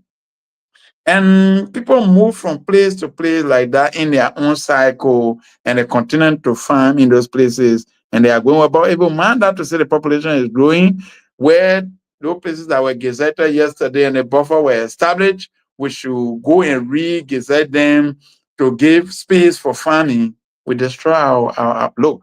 Brother, for everything you do, you must have reserve. Any generation that does not keep, get ready for future condemnation. So you have to keep for the generation to come. And those are things that we're talking about. Besides our existence today society that keep them by law, the reason is you have generation after you. You got to be there for them too. So it will give you 70% of what you own. And we say we are taking 30% to keep. I think that is enough. We can work with that. Okay, thank you. And my last question is, square political. Uh, you serve as campaign chair for new party member. Where people a lot of us are just want to just go a little bit different. And most of the young people that believe in your mentorship, your ideology, and they follow you to campaign for the rescue team member. And let's say 60% haven't received job yet. Do you feel embarrassed whenever you see their faces around? If yes, what plan do you have for them? Thank you. Let me answer your question directly to say yes. I'm quite embarrassed to see some of our brothers. The only commitment I made to myself first is to answer their calls. That one, I can try. I will answer you when there's a need to work on some things on your behalf. One-to-one, we'll work on it. And I told somebody the other day, if that's the reason we can't get rich, then so be it. But we have to help. One-to-one, we do that. Like I said, all the people that work, not all of them were going for jobs. There are some that were there for schooling. And so this is why when we went home to say the thank you, we pull everybody together at a time to say the thank you. That thank you was not just to stand and say thank you to the people and give few things to them and say go eat. We launched that thank you with scholarship program. And in Cape at the time, friends that came for the program, we raised $1.6 million. That $1.6 million LD put a committee, and that committee was able to recruit people around, in which we are about to launch another one in another district. And today we have the first recruitment. We have 36 students in school this year. Though that is excluding what we had earlier, because when I was in UR, we left there, we started a small thing we call Take One. Our project is a choir project. Take One, today we have doctors, we have some big guys from our Take One project at the UR when we just developed under the park. Today, Take One has 27 persons. Out of the 27, 17 are working, the rest are students because you have to take your own one and put in your school and all of that. And we're going with a graduate, that is a different thing. But from the campaign launch, and in fact, after the election, we went to say thank you And for now, thank you. We did not just say it. We learned that scholarship, and today we had 36 students on that scholarship going to school. We were clear to say we pay government fees. So if you are even in Cottington, we pay 100 for you. Let me be clear on this show. And the balance money we are recruiting on it, on those that we are recruiting are people we should take up to bachelor level. When you graduate, another enrichment it will have. We can get it, or else we can start logging all around to see where we can find scholarship to send you out. But for where we are trying our best with that. But for those guys who do not have job, it's our concern. We've been working. Lorena asked something in fact, she asked today and added something, which I don't want to say much about it. We moved to colleagues to say, my man, this is it. I mean, a cheer campaign. I beg you help me. We've been backing around. And we've been backing. And it's been working for us in some of these places. And some are still challenged. But we are seriously concerned. We are embarrassed when we see some of them and things not working for them. Sure. Thank you. DK, over to you now. Let's hear you, Chief. Joe, I sent you a photo to put up. You put it up for me? What about do you have to hear?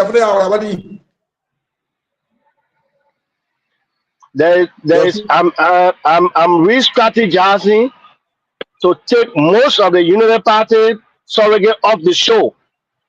Yeah, we have to balance the show. By next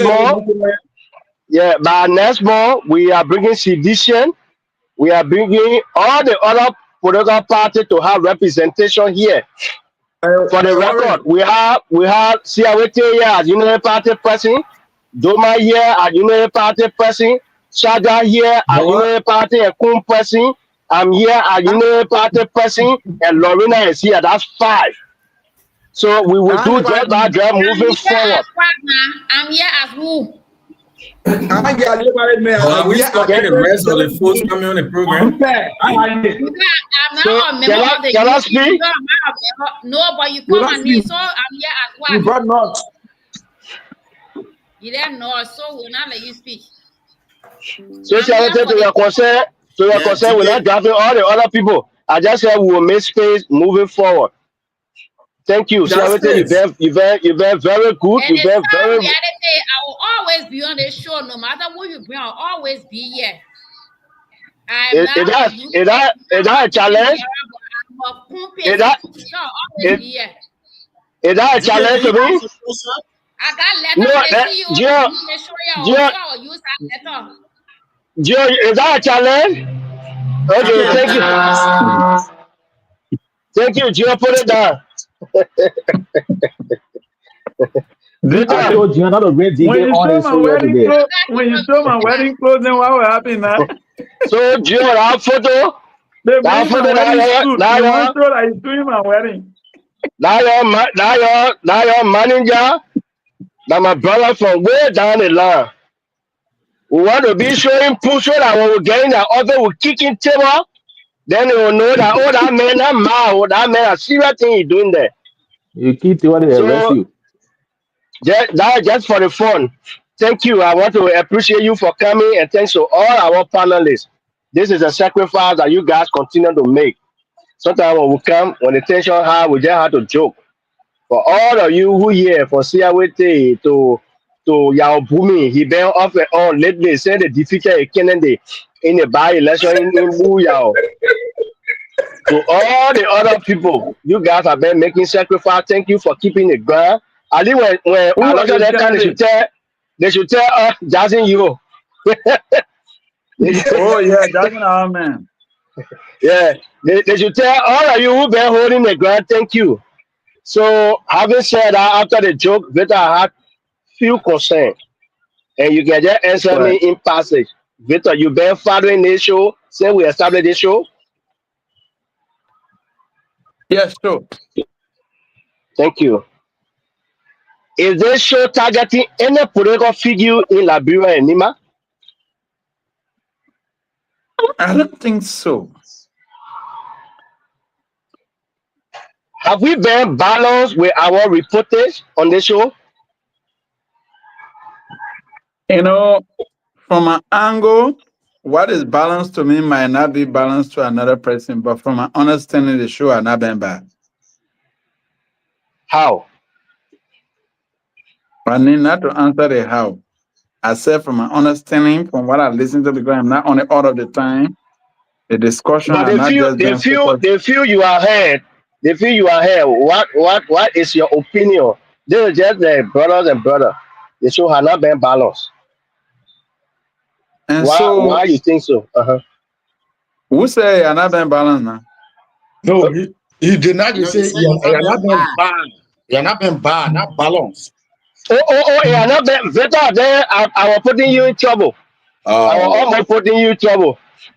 You see, some people They can are be not here for been long, but they bad. can be very attentive.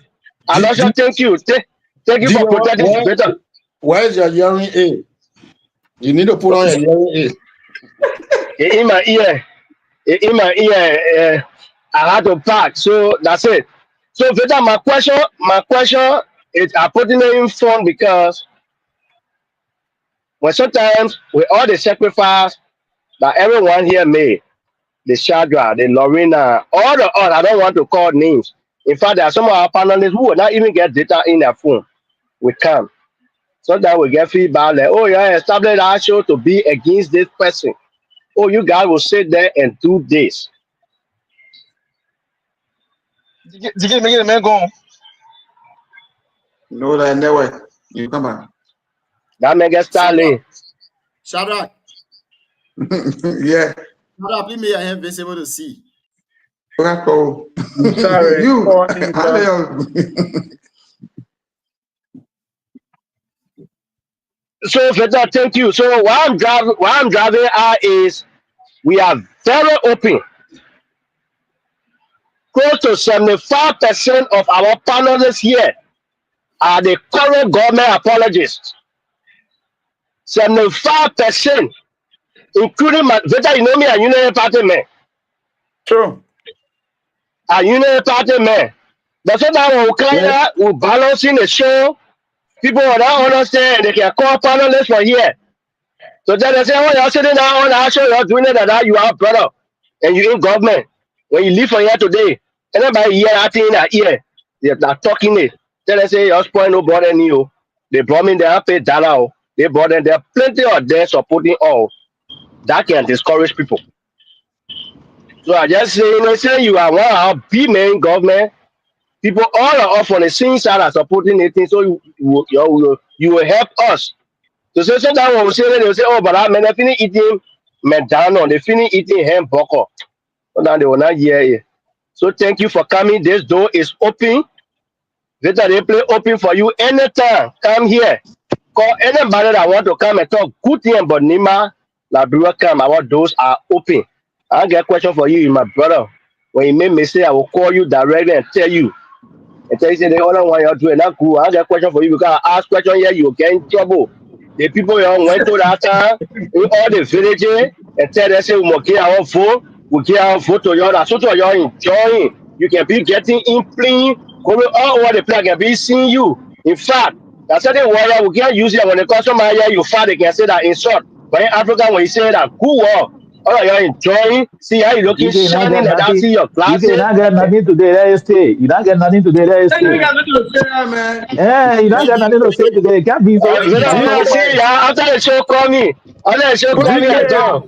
put me back. DK balancing the show. That why I'm not talking. He balancing the show. They ain't balancing. Don't mind. But they Just let balance know. through. They You talk know, to me. you know Thank what? you, In the DK. I past, told you, they didn't when show you, my when you wedding don't call photo. me, call They me, didn't call show me. my wedding photo to say I'm your friend. I will deal with you. So go ahead. Because when I talk, Mr. Spencer will say, oh, you thought that DK thought you thought, so I'm not No, talking to you. I wanted to bring certain thing here, my people. Who knew about our wedding one? Let me keep that other one. We're talking over when Vita leave. Thank you. Thank you. Thank you, DK. I'll see you in here. I think you want to say one or two things Put on before me we the ask Mama, band. it's I said, back to you. thank you, thank you. I was about to say we gotta respect our guests' time, so that way the next time we're calling on a man, he will not be scared to say, "Oh, my man, that man shoot. I can take 3, 4 hours to have someone can sit in the hot seat and have everybody asking questions My around the man, the man, world. I didn't know how to see ya, man. TK wait now. TK wait. TK wait. Thank you so much. BK will never change. I Yeah, thought nah, yeah. America would change it, man. Thank you to my own inland brother Victor. Thank you for Thank you. TK, my man. Behave yourself now. Relax. Let me talk. Start disturbing.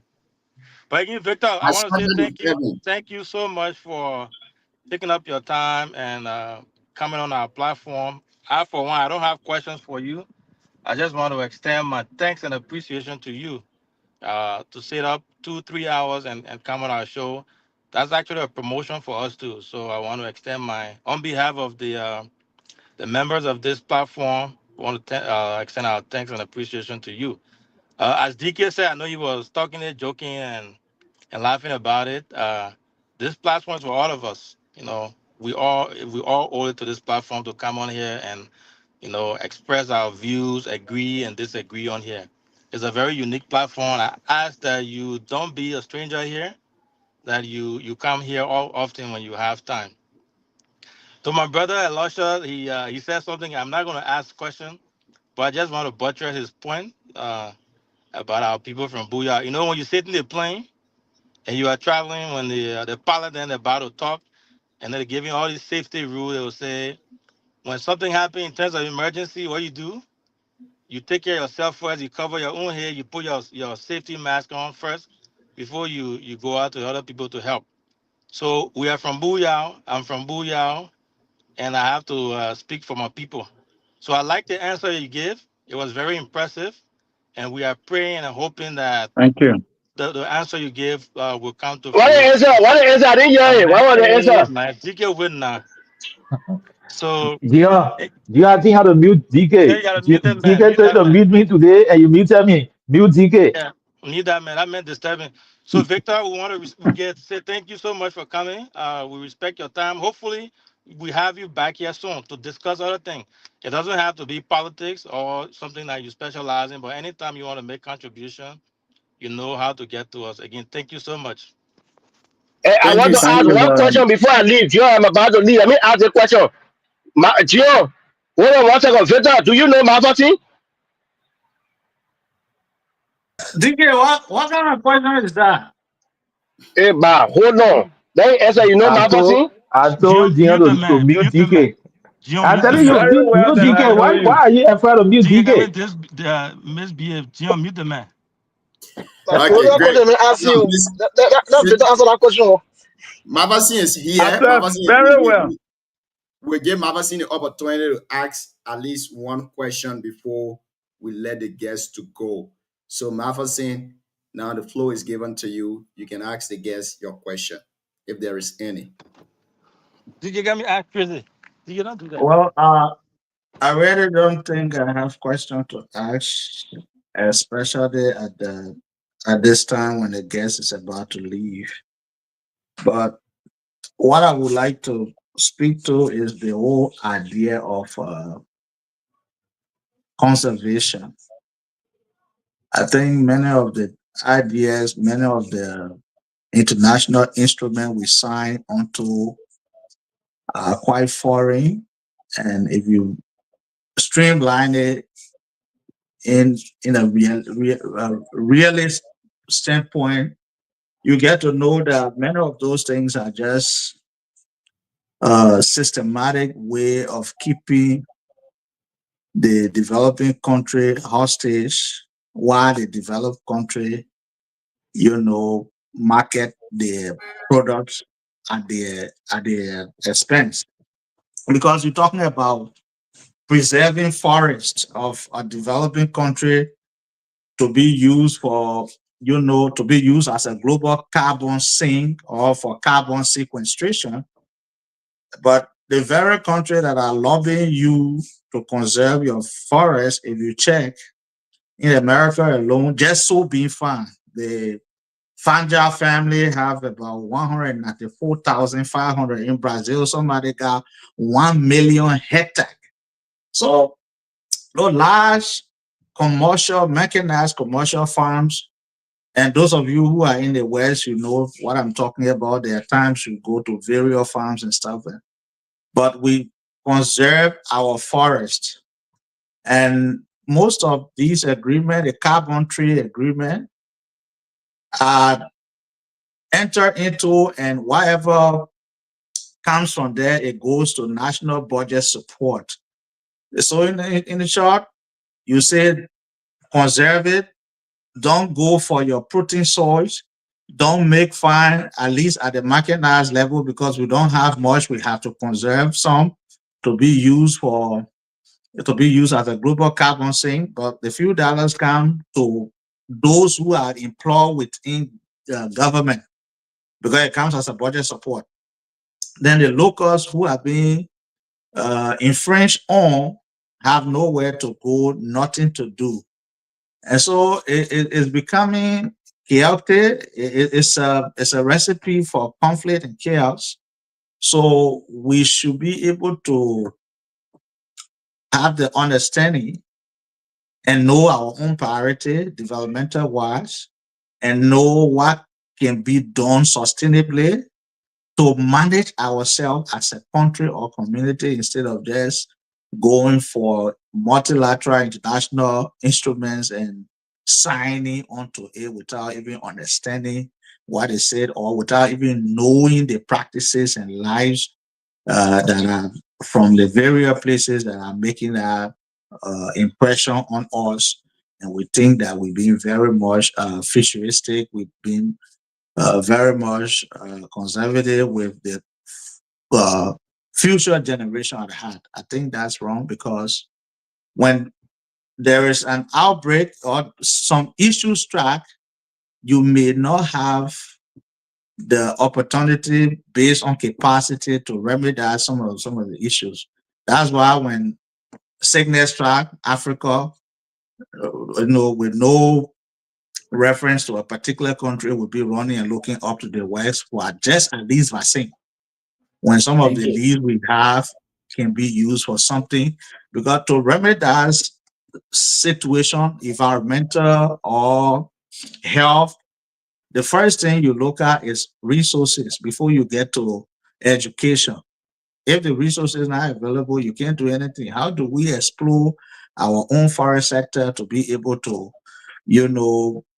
improve the government resource basket, and as well lift our people out of poverty, instead of just signing onto agreement based on flashy name conservation and stuff like that. So those of us who study the natural resource, who study in the natural resource area as well as the environmental area, the deeper you go, the more you get to realize the conspiracy in some of these agreements, especially matter against smaller countries. So that's why I want to contribute to the presentation, but I really don't have a question to ask.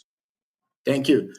Mr. Thank Quincy, you. I know you want to say something to that before we come to your concluding statement. Well, it has been a good time, but like I said earlier, all of us Liberians here in Liberia in the diaspora, we should just know that our forestry sector is challenged seriously. In fact, Honorable Conway said it at a pace that was to certain extent good, but again, it was still challenged because resources have been the problem, is still a problem today. And when the other government came and spent the 6 years, when we came, it was like saying the flight is going through turbulence. When the pilot is saying, I want another pilot to take over. The other And so you government got to stay manage. there with Conway as the board chair, right? Of course, but board chair, you will do what you want to do, and you can direct the day-to-day activities. And Okay. so for you as a new pilot to take the flight when it's going through turbulence and you still take it to go across and settle and go, it will take another time. But our process is going on, and we are setting all of the documentation, even for the carbon. We're doing the carbon policy and the president office is taking care of that, along with us, with EPA and all the institutions concerned. So there are a lot of setup going on, and the government is trying to do what is possible to get the forest sector back to its feet. In fact, we had a recent meeting with Minister Gafuan, and in that meeting, his idea is what can we do to see the Liberia forest sector picking up to another level. And that discussion is on, and those different things we came up with, we are following the trend one by one, and we feel that it will be good. Thank you. Now, before you go, include this with your parting comment. I listened to you earlier. You said that the Forestry Development Authority is a revenue generating entity. Taking you to NIMA, the East NIMA Nature Reserve Forest, there is a group there that is operating, let's say, a bar, a restaurant, and also hostel called the NIMA Eco Lodge. And it is to my knowledge that this is a private property. How did you guys, come up with the conclusion that, we will go to build a private property on an area that is a tourist attraction for government instead of government building something there for herself to generate revenue? Well, we inherited that arrangement. And what is so excellent about it is the whole arrangement of the operation. What is the community benefit? What is the government benefit? It will surprise you to note that in the agreement, the people said 15% of the gate intake will go to the community. Or let me move 15%. Let me say percentage of the gate intake. Those that come to the Eco Lodge, you stop at the gate and they say, okay, before you go there, you will pay $15 per person and you go in. But when you go, you will lodge at the place, you will buy food, and after that, you will go for hiking. You will move all in the forest, right? Those one, what a percentage to the government and to the community? The answer was no. So the revision of the agreement is coming, but for us to do the SOP, we visited our place the other day. I went there with the managing director. In fact, the three deputies along with the managing director went there. And when the presentation was made for us to sign the SOP, we saw that it was not necessary to be signed. And so we told them to hold it. We will redo it in a way that our people will benefit. They made a lot of money. A lot of money to say only they get intake that the community will have share in, that the government will have share in. What is that? So we took it to be like, you are not serious. So that discussion is going on. We are firm about it, and we want to see it better for our community. And I don't want to disclose some things here because they figure the core for the length of time they have operated for the community. It was just insignificant. But I don't want to egg your heart tonight. I will want to keep it at that level. When our achievement is made, the next time I come on the show, then I will let you know as to where we're taking it from and where we are carrying it. But trust me, that arrangement, I consider that people were not thinking well. I think they never had the knowledge of what you call Eco Lodge. For tourists to go in a place and how much they're paying and what they're doing there and the community benefit. I don't think the people that wrote that, they did some background studies to know what they should do. But we are taking that into serious consideration and we are working on it. So it's a serious problem. And NIMA has to benefit. And the people, the people talking about when they go there, they will not just leaving a place to come back. They will see our mountain. Besides that, they will go to hike. They will take our rangers, they move all in the forest. They see different creatures, different futures, and return. But then you say only they get intake is what will get share What are you talking about? But we're working on it. It will be It's good. It's shocking. I hope you guys work on it for the betterment of our people, because this is the similar issue we're facing now with Asila Mental Liberia. You know, when the MDA was signed earlier, people did it in their own interest and they left forgetting this current generation and the future generation. So hearing from you as MD that nothing much is coming to the community in the country as revenue is bad. Get intake. I'm told that there are rooms to that place for $240, United States dollars. People go there and book 220. 220. They got 170 and the rest of it. So I think it's bad. But Mhm. Madam Lorena will say something shortly. She got one question and one question only. You can include that with your parting statement, Chief. Thank you for being here today. Lorena, are you there? Please Yeah, unmute your mic. Yeah, okay. yeah. So I don't know whether you, because I didn't start the show with it, so I don't know whether you talked about. I think this is blowing the internet since yesterday afternoon, and I just wanted to ask, Honorable Kwesi, being a stakeholder of NEMA, being a government official, I just wanted to ask him this. And so we saw over the weekend representativeness of NEMA District 7. In one time, I think it's around Siawete, where he said the vice president is targeting him. He has targeted him when he was running for the speaker, when he was running for deputy speaker, and then now he has targeted his business. And it's because of jealousy and envy, because he has gone to face the role to face a role in that area, the CIP area, and the vice president has not been able to do that, and he basically has just been in government for 2 years, which is not true, because he was board chair for LPRC before, so it still means he has been in government. So the vice president have been around forever and not been able to do those things because he does not want his ability to do it. That's why he has targeted his business. And but I have seen document that that the process they follow. It was Nikwe who wrote LPRC, and the senator, including the friend of Bedete, Honorable Snow, even signed to that document. But now he blowing the field of division in the country, that the vice president had targeted him and causing division in the country. So you, as a stakeholder of NEMA, I wanted to know, what do you know about this document or the issue that is going on? Because people, I mean, the internet is going crazy about this issue. So I just want to talk about it a little before we get in the show. Well, thank you, Mother.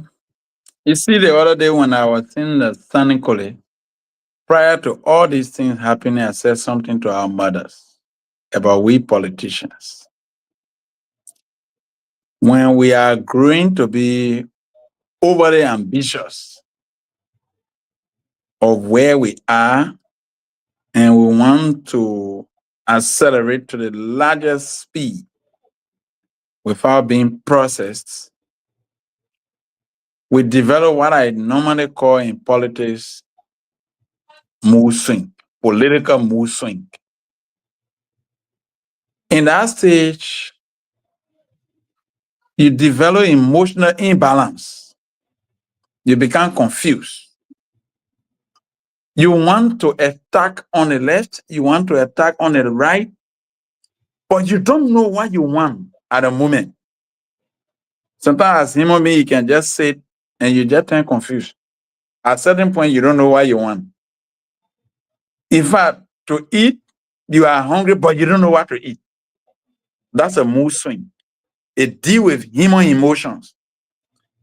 And so I said that at the Francis program, I said, at a certain point, we can enter into political mood swing. At that moment, you don't know what to do. So there will be instances like that in Nimba. But keep still, nothing wrong. The dust will settle. For ability, you know, he woke up the other day to say he wants to run for president, which is his constitutional right. And so to say that in the country today, and to see the VP as a potential person for future promotion, obviously that's the only person you want to target.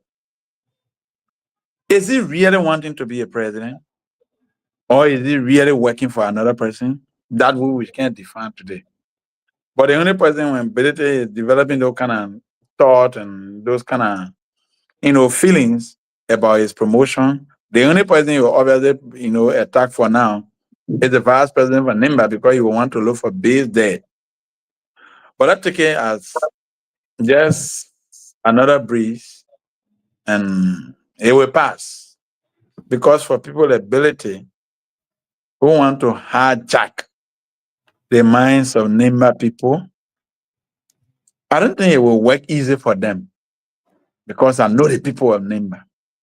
So to attack the vice president, look, madam, we can't say all on this show. But for what Belite is talking, if somebody is to take his time or her time to explain to you as to where that issue coming from, how it's going, and the role of the vice president, which is completely limited.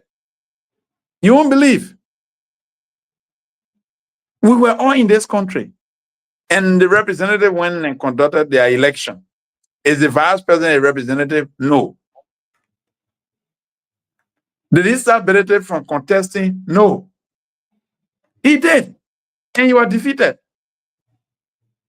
If you say somebody said, I should not, it's a different thing. The VP is seated and you contested. Okay, so all those that he defeated, can they blame another person?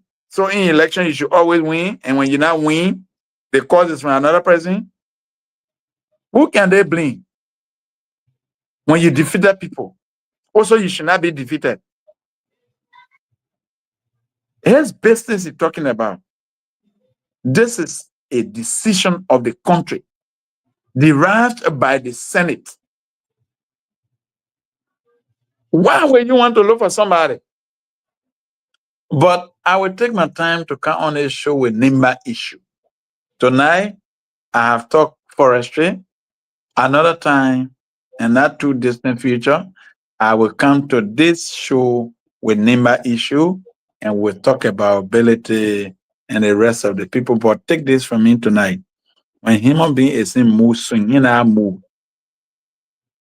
you become confused. Emotionally, you are not balanced. So anything that before you want to grab it. And so that considering today that he's in a political mood swing, he does not know his real direction. And because he been attacking Maggie B, he wants to run there. He wants to run in Cape Man. He wants to run for presidency. He's in a confused state that he does not know what to do. And so whatever happening around him, he will cry the way he's crying. But that's a Greek parable that says, apparently, the Bodola is buying now. It's a Greek. You might not understand well, and he does not know where to go. But I'm watching up. He will know his own direction. Let me not comment further. We will talk about it when I come for Nimba issue. And I will talk more. I will be in a political seat. I'm answering tonight as a government official and I'm dodging a couple of things that we should be saying about Nimba and all of that because I'm in government position tonight. When I come back, I will come in political position as a former, in fact, as a campaign chair. My comedian happened is up to up to now. So as a campaign chair and as a winning campaign chair, and anybody who is tampering with our camp, we will come to explain to the public where they stand, how they are, and what they are doing. But trust me, there will be more attacks than this. And most of whom will come from Nibain because of the measure that is going on today with the business community. The business community don't play. There are people that they are shopping money through them to start attacking, to start fighting, to start doing this. And trust me, the first group of people they will use will obviously be the Nibain.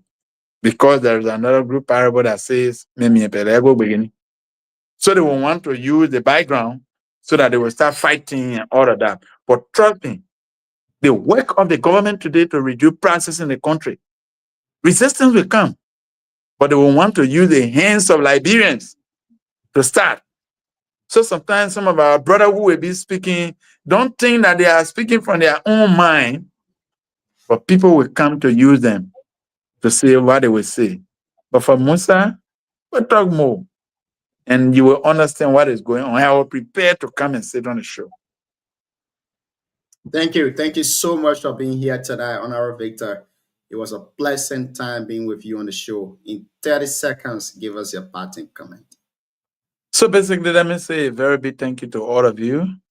And thank you for the commitment.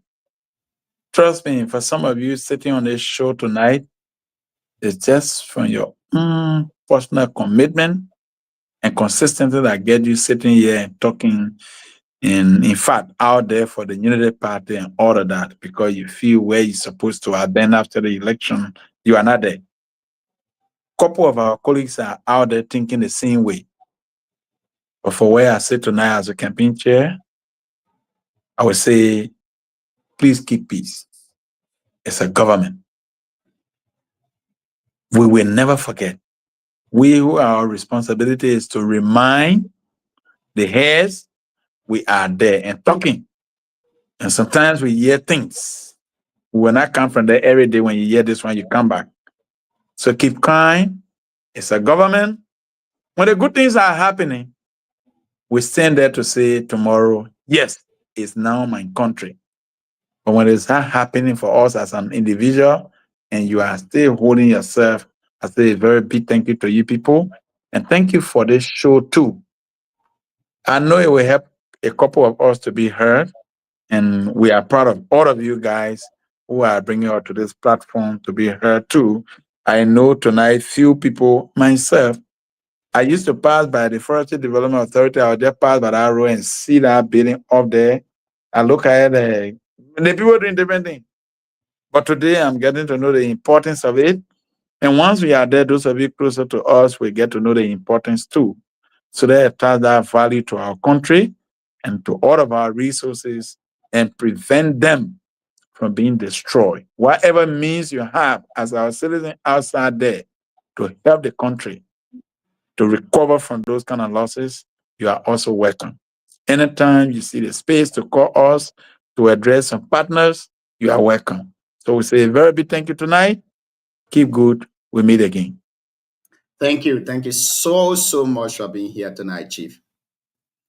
And so that was the voice of Victor W. Bose, Deputy Managing Director at the Forestry Development Authority in Liberia, speaking to us this evening on a couple of FDA's issues and a little bit of NEMA politics.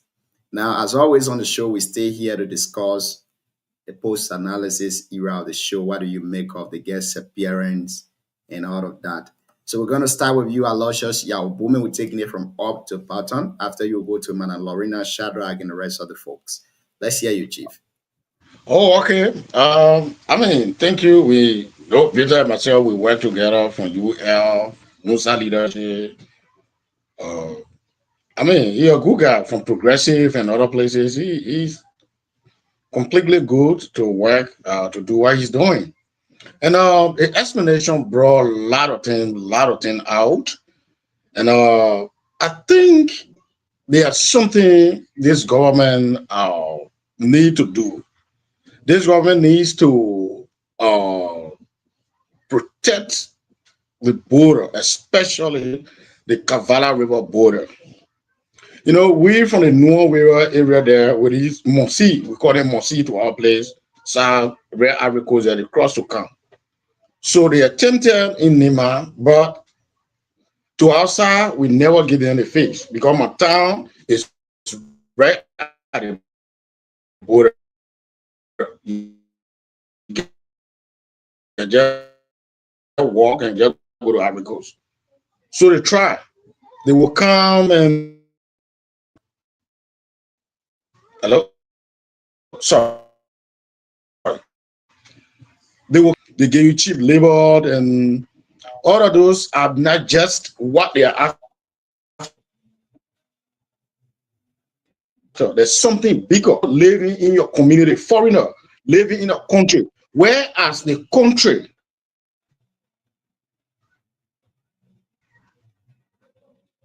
Aloysius, are you there? security allowed to enter that place. It's a security threat. Forget about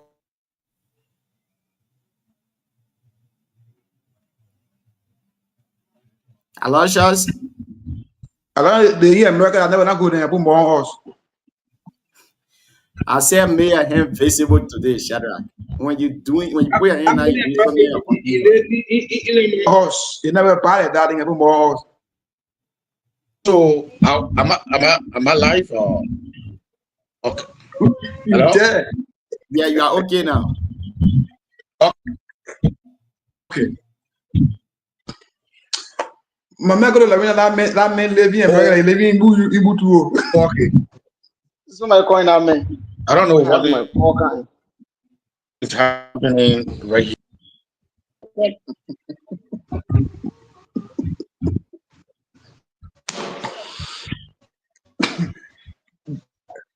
I was saying, I want to add that in my phone.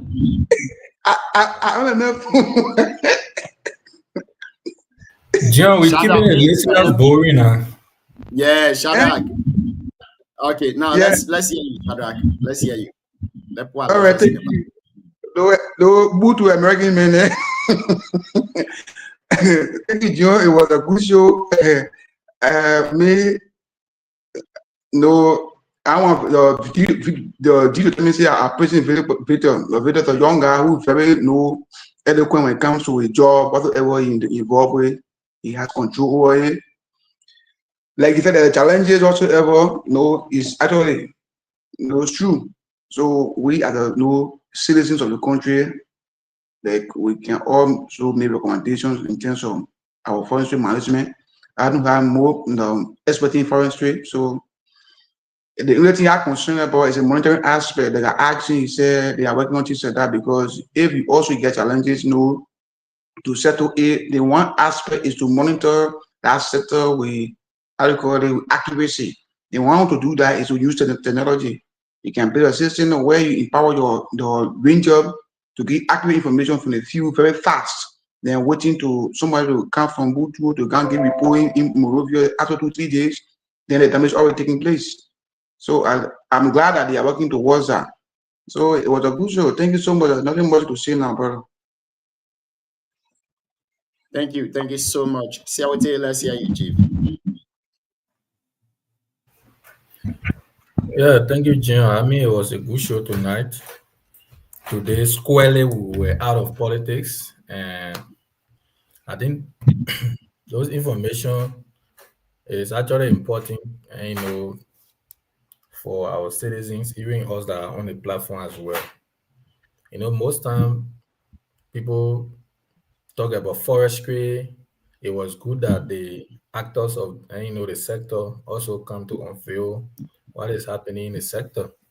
And for me, the reason I'm asking some of these questions is because some of the concessions, when they are signing the concession, I don't know whether the environmental and conservational aspect are involved. And good that you made emphasis on that. And with the present, even of the Burkina Bay is also a threat because they're going to the forest, like they said, they are going to plant cocoa. If you even see some of these videos that are coming out, it's around, some of them are even mining diamond, gold, and other stuff in the forest. And the last time the record I listened to the immigration boss, from the statistic he gave just for Grand Jida was around 48,000 Burkina Bay. So if you do you consummate all the numbers in the various counties like Nimba, Grand Jida, Sino, and the rest of the southeast, there are a good number of Burkina Faso in the country. And it's also a security threat to us. So I mean, it was a good show. And the issue with the climate change, Liberia as a country, we had a lot of things to do with our forest. But I think in my mind, people, the West are also using us. And at the end of the day, we are not making use of our forest because If we have over 4 point some more million hectare, it's now a small land space. So Thank you, what benefit Saladin. are we getting as a country? That's some of the thing. And the very new aspect, I really wanted the deputy director to also tell us how, and the FDA is, and is raising that revenue at what level, but we could not have all the time to, and say that, but it was a good show. Thank you. Yeah. Aloysius, conclude for us in 30 seconds and we can go to the next panelist. Yeah, so finally, I was impressed when I asked about our people who we are.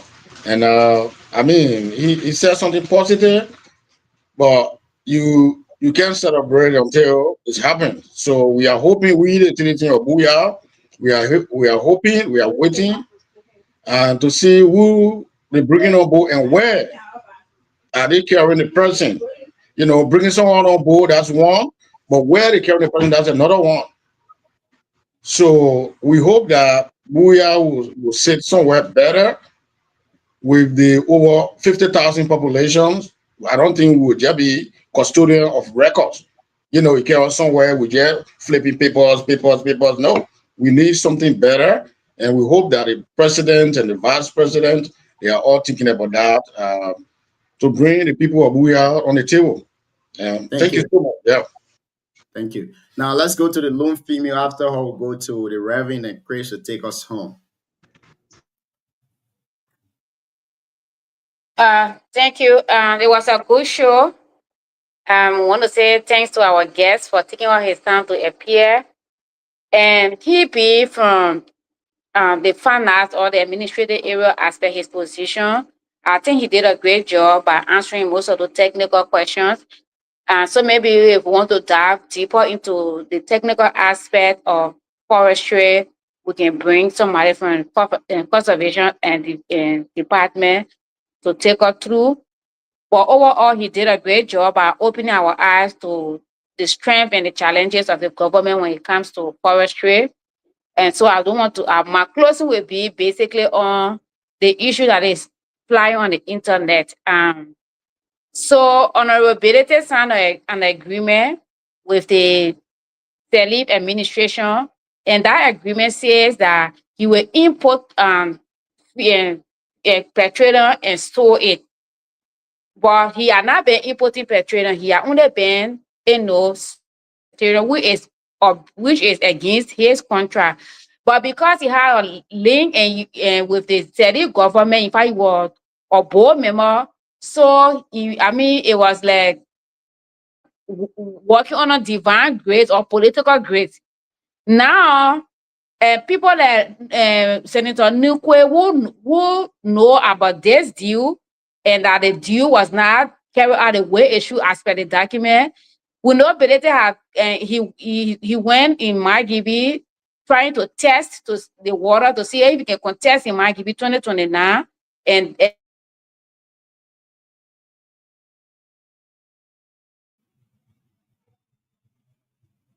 Yeah, I think her network giving problem.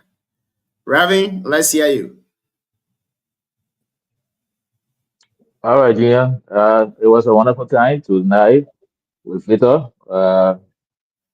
Since his appointment at Forest Street, this is my first time listening to him, and I think he spoke well. I know there are a lot of challenges when it comes to our forestry development in Liberia. For those of us that you from the interior, we know how vast our forests are in Liberia. I grew up in a village uh, called Guagotuo in Lower Nimba. My mom had a farm there, and I spent some part of my early childhood time in that area. And if you went in that place, you will see a very huge forest. We are talking about the Sapo National Park. Now I don't know what happens to the rest of the other forests in the other part of the country, but it's challenging. Like Lorena was also saying about issues from our home. I hope that one day we will take up time to talk about the educational sector, the issue with the continued disturbances of students on the University of Liberia campus, and the recent one today where some members of the SOOP were in the street and some of them were arrested. And arrested, put behind bar or so. Just some few days ago, I read a document that said the government had put a ban on student politics. But for me to see them again in the street today, parading and going to the American embassy to the extent of accusing the American government of infringing on their rights.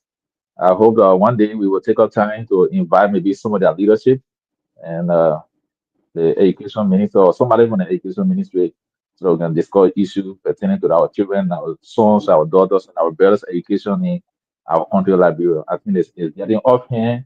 Schools are supposed to be open by now. Kids are supposed to be in class.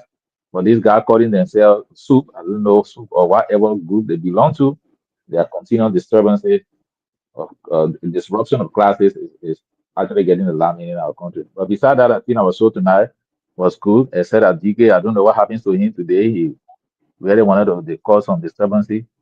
But besides that, the show was very, very good. We thought this the best that he could. Thank you so much.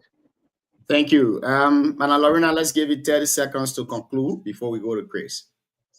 Okay, so as I was saying, the document that was sent to LPRC, it was signatured by senators in the legislature, more than 50%, including people who are best friends and political allies to Representative Ability, like how you call Senator Snow of Bomi County. But then now he's going in Nima and telling the people of Nima, the vice president, is targeting his business. And I have often heard. Okay, Grace, over to you now. She's okay. Thank you, Dion. Where she ended, I will start from there. I go to Reverend before I make my final position. You know, what I saw on Facebook, I don't think that we should take into consideration right now that document. There are no reliable show or institution that released that document that we got reference to. I placed call to LPRC today. I saw LPRC this evening before I was in the third year to verify that document on Facebook. And the guy says that's true, the aware that information is lie. So I don't want what on our social media that you will be the issue lawmakers sign on our Facebook. For me, I don't background check. It's not reliable. It's not true for now. And we're doing intensive, research on it to get all the facts. And the next thing is where Reverend talk about Sue issue, Reverend. What happened to the student in the like war? They are the cover students keep doing that thing that Sue doing. Reverend see that building in Liberia, that you like what campus, that school building for student to be in. Why are we shaving blame on the young people that protesting? Students are going to protest. The students are advocating for better learning environment. Look at that building, Reverend. Is that stable you avoid the building students will sit in? No bar with them out of go inside the building to pee. And then we say Sue causing parent. They're not just causing parent, they are reason they came out. And the government are created. In the Liberian government, not just the United government alone, and not just CDC, and not Eddie. But if Liberian government, when the 80s will come off from whatsoever, they have built that foundation to give the institution, the learning environment, a better place for young people. I don't think Sue will protest. Is that building student city in? Is that building for good lay in? When we find the building leaking, but when the student advocate will say student, they are causing parent. I don't think we have a shame blame on Sue. The Liberian government is serious. They damage the young people. They damage the education system. It's what you can use to avoid the campus. I live in the Western world. See, Lorena live in the Western world. And I believe my brother said what in Iran and Kigali. During Iran and Kigali, they are seeing school campuses. It's what we have in Liberia. It's what we have in Liberia. It's frustrating. They're playing mockery at young people. The student, I'm 100% support Sue. I want to protest for the betterment of the institution. I still Sue today and I still Sue tomorrow. The government will improve the institution. And Jim, before I leave for Lorena, just give me a minute. They just spoke on the area that have to do with, where we ask that question. The forest that we have, right? People are sowing, right, in Liberia. If you go all across Liberia, sawing, the damaging the law that was set to make money out of. One person will put that law down and make play out of it, and the judge or the other pushing the bush there. What FDA doing? I think FDA will go beyond. There are a lot of things to be done. That's why I say how more when it comes back, we'll dive into this thing. FDA, if I'm grading right now, I will just get 20%. They have more to do. They have to go beyond. Thank you. Thank you. Thank you. Yeah, it's been a wonderful show. Victor did his thing, and he answered all of our questions correctly. He didn't want to go deeper into Nima politics. So the next time he will appear here, we'll be discussing Nima politics in its totality. But one of the things that he said that I took key notice of is the issue of the 78 persons that were retired by CSA last year. Now, this issue of CSA is getting concerning. Nima University Faculty Association came here, they said the same thing about CSA. They said they have been deprived. And the reason why they have been deprived is because of CSA. They are not getting elevation because of CSA. And they are even thinking of going on strike because of this same CSA. Now, the Forestry Development Authority is saying the same thing, that we retire people. We do not have manpower. We retire people since last year, 78%. You are yet to replace them. You are not going to accept, new people to come on board. It's just to replace those people that you retire. But you are refusing to do that. And I think the government should take key interest into the CSA right now. I don't know who is heading that entity, but I believe that maybe the president needs to act swiftly into that direction, because we cannot have an entity like forestry having only 400 employees across the country. It's sad. Ranging from the top managerial position to rangers, you got only 400 employees. And you're seeing people encroaching on the forest. People are doing deforestation every day. Then you do not have foresters, you do not have rangers. But one thing that you said that caught my attention too also is that the issue of the Burkina beans in the around the Sapo National Park area, where AFL joint security have been deployed to that place. I think it's okay, and I think they are doing extremely well. And the issue of the Nima Eco Lodge, I think they need to step in it. There are a lot of tourist attraction places in Liberia, and the sooner our government start to invest into these places by themselves, then they start to generate revenue from there. It will be better for us. Siawiti was here recently. They had gorilla naming ceremony in this country. They named over 200 gorillas. Now, the forests, they are not being managed by individuals. You will never see an individual go and build restaurant in the forest where when tourists go there, they will go to eat. No, the government built it for themselves. And maybe they gave it to people to run it. They build it for themselves and the revenue go to them. But in Liberia, it is not so. All of the tourist attraction places in Liberia is operated by individuals. Go to the Kokon Eco Lodge around the ocean. The ocean is a very beautiful place, but you see individuals running these places. Nima Eco Lodge, a very beautiful area. Individuals are running it instead of the government. Now we got Lake Tida in Sanikole. Nobody is thinking of that. The government is not thinking of that. Government has come, government has gone. The lake is even closing. Every government that come, they say they will do something. Every government that come, they say they will do something. At the end result, they will leave. Now, tomorrow when an investor go to invest in our area, they start to generate money. Then we, the same people, will say, no, the 15% they're giving to us is not enough. In fact, let's try to take them from here. But then we do not invest the resources for tomorrow. Whatever we get today, we use it. Everything that we get today, we use it. A country like Liberia receiving food aid from another country, and we are happy because of that. This is the beginning of it. That's how we start, because we do not do the rightful negotiation. We do not carry on the rightful agreements. At the end result, we will remain beggar at the age of 178. That's from the time of independence. We're not talking about 1822. When we go to 1822, that's 200 years plus. but we still suffer from petty things today. It's bad. But I think he did well. And like he's saying, they are trying in their own weak ways so that Nibanians can get jobs, so that people who suffer for this government can get job. But when say Lorena asks about the government supporters, she talked about where teachers that were retired, government supporters are now being placed to those area. Individuals are coming.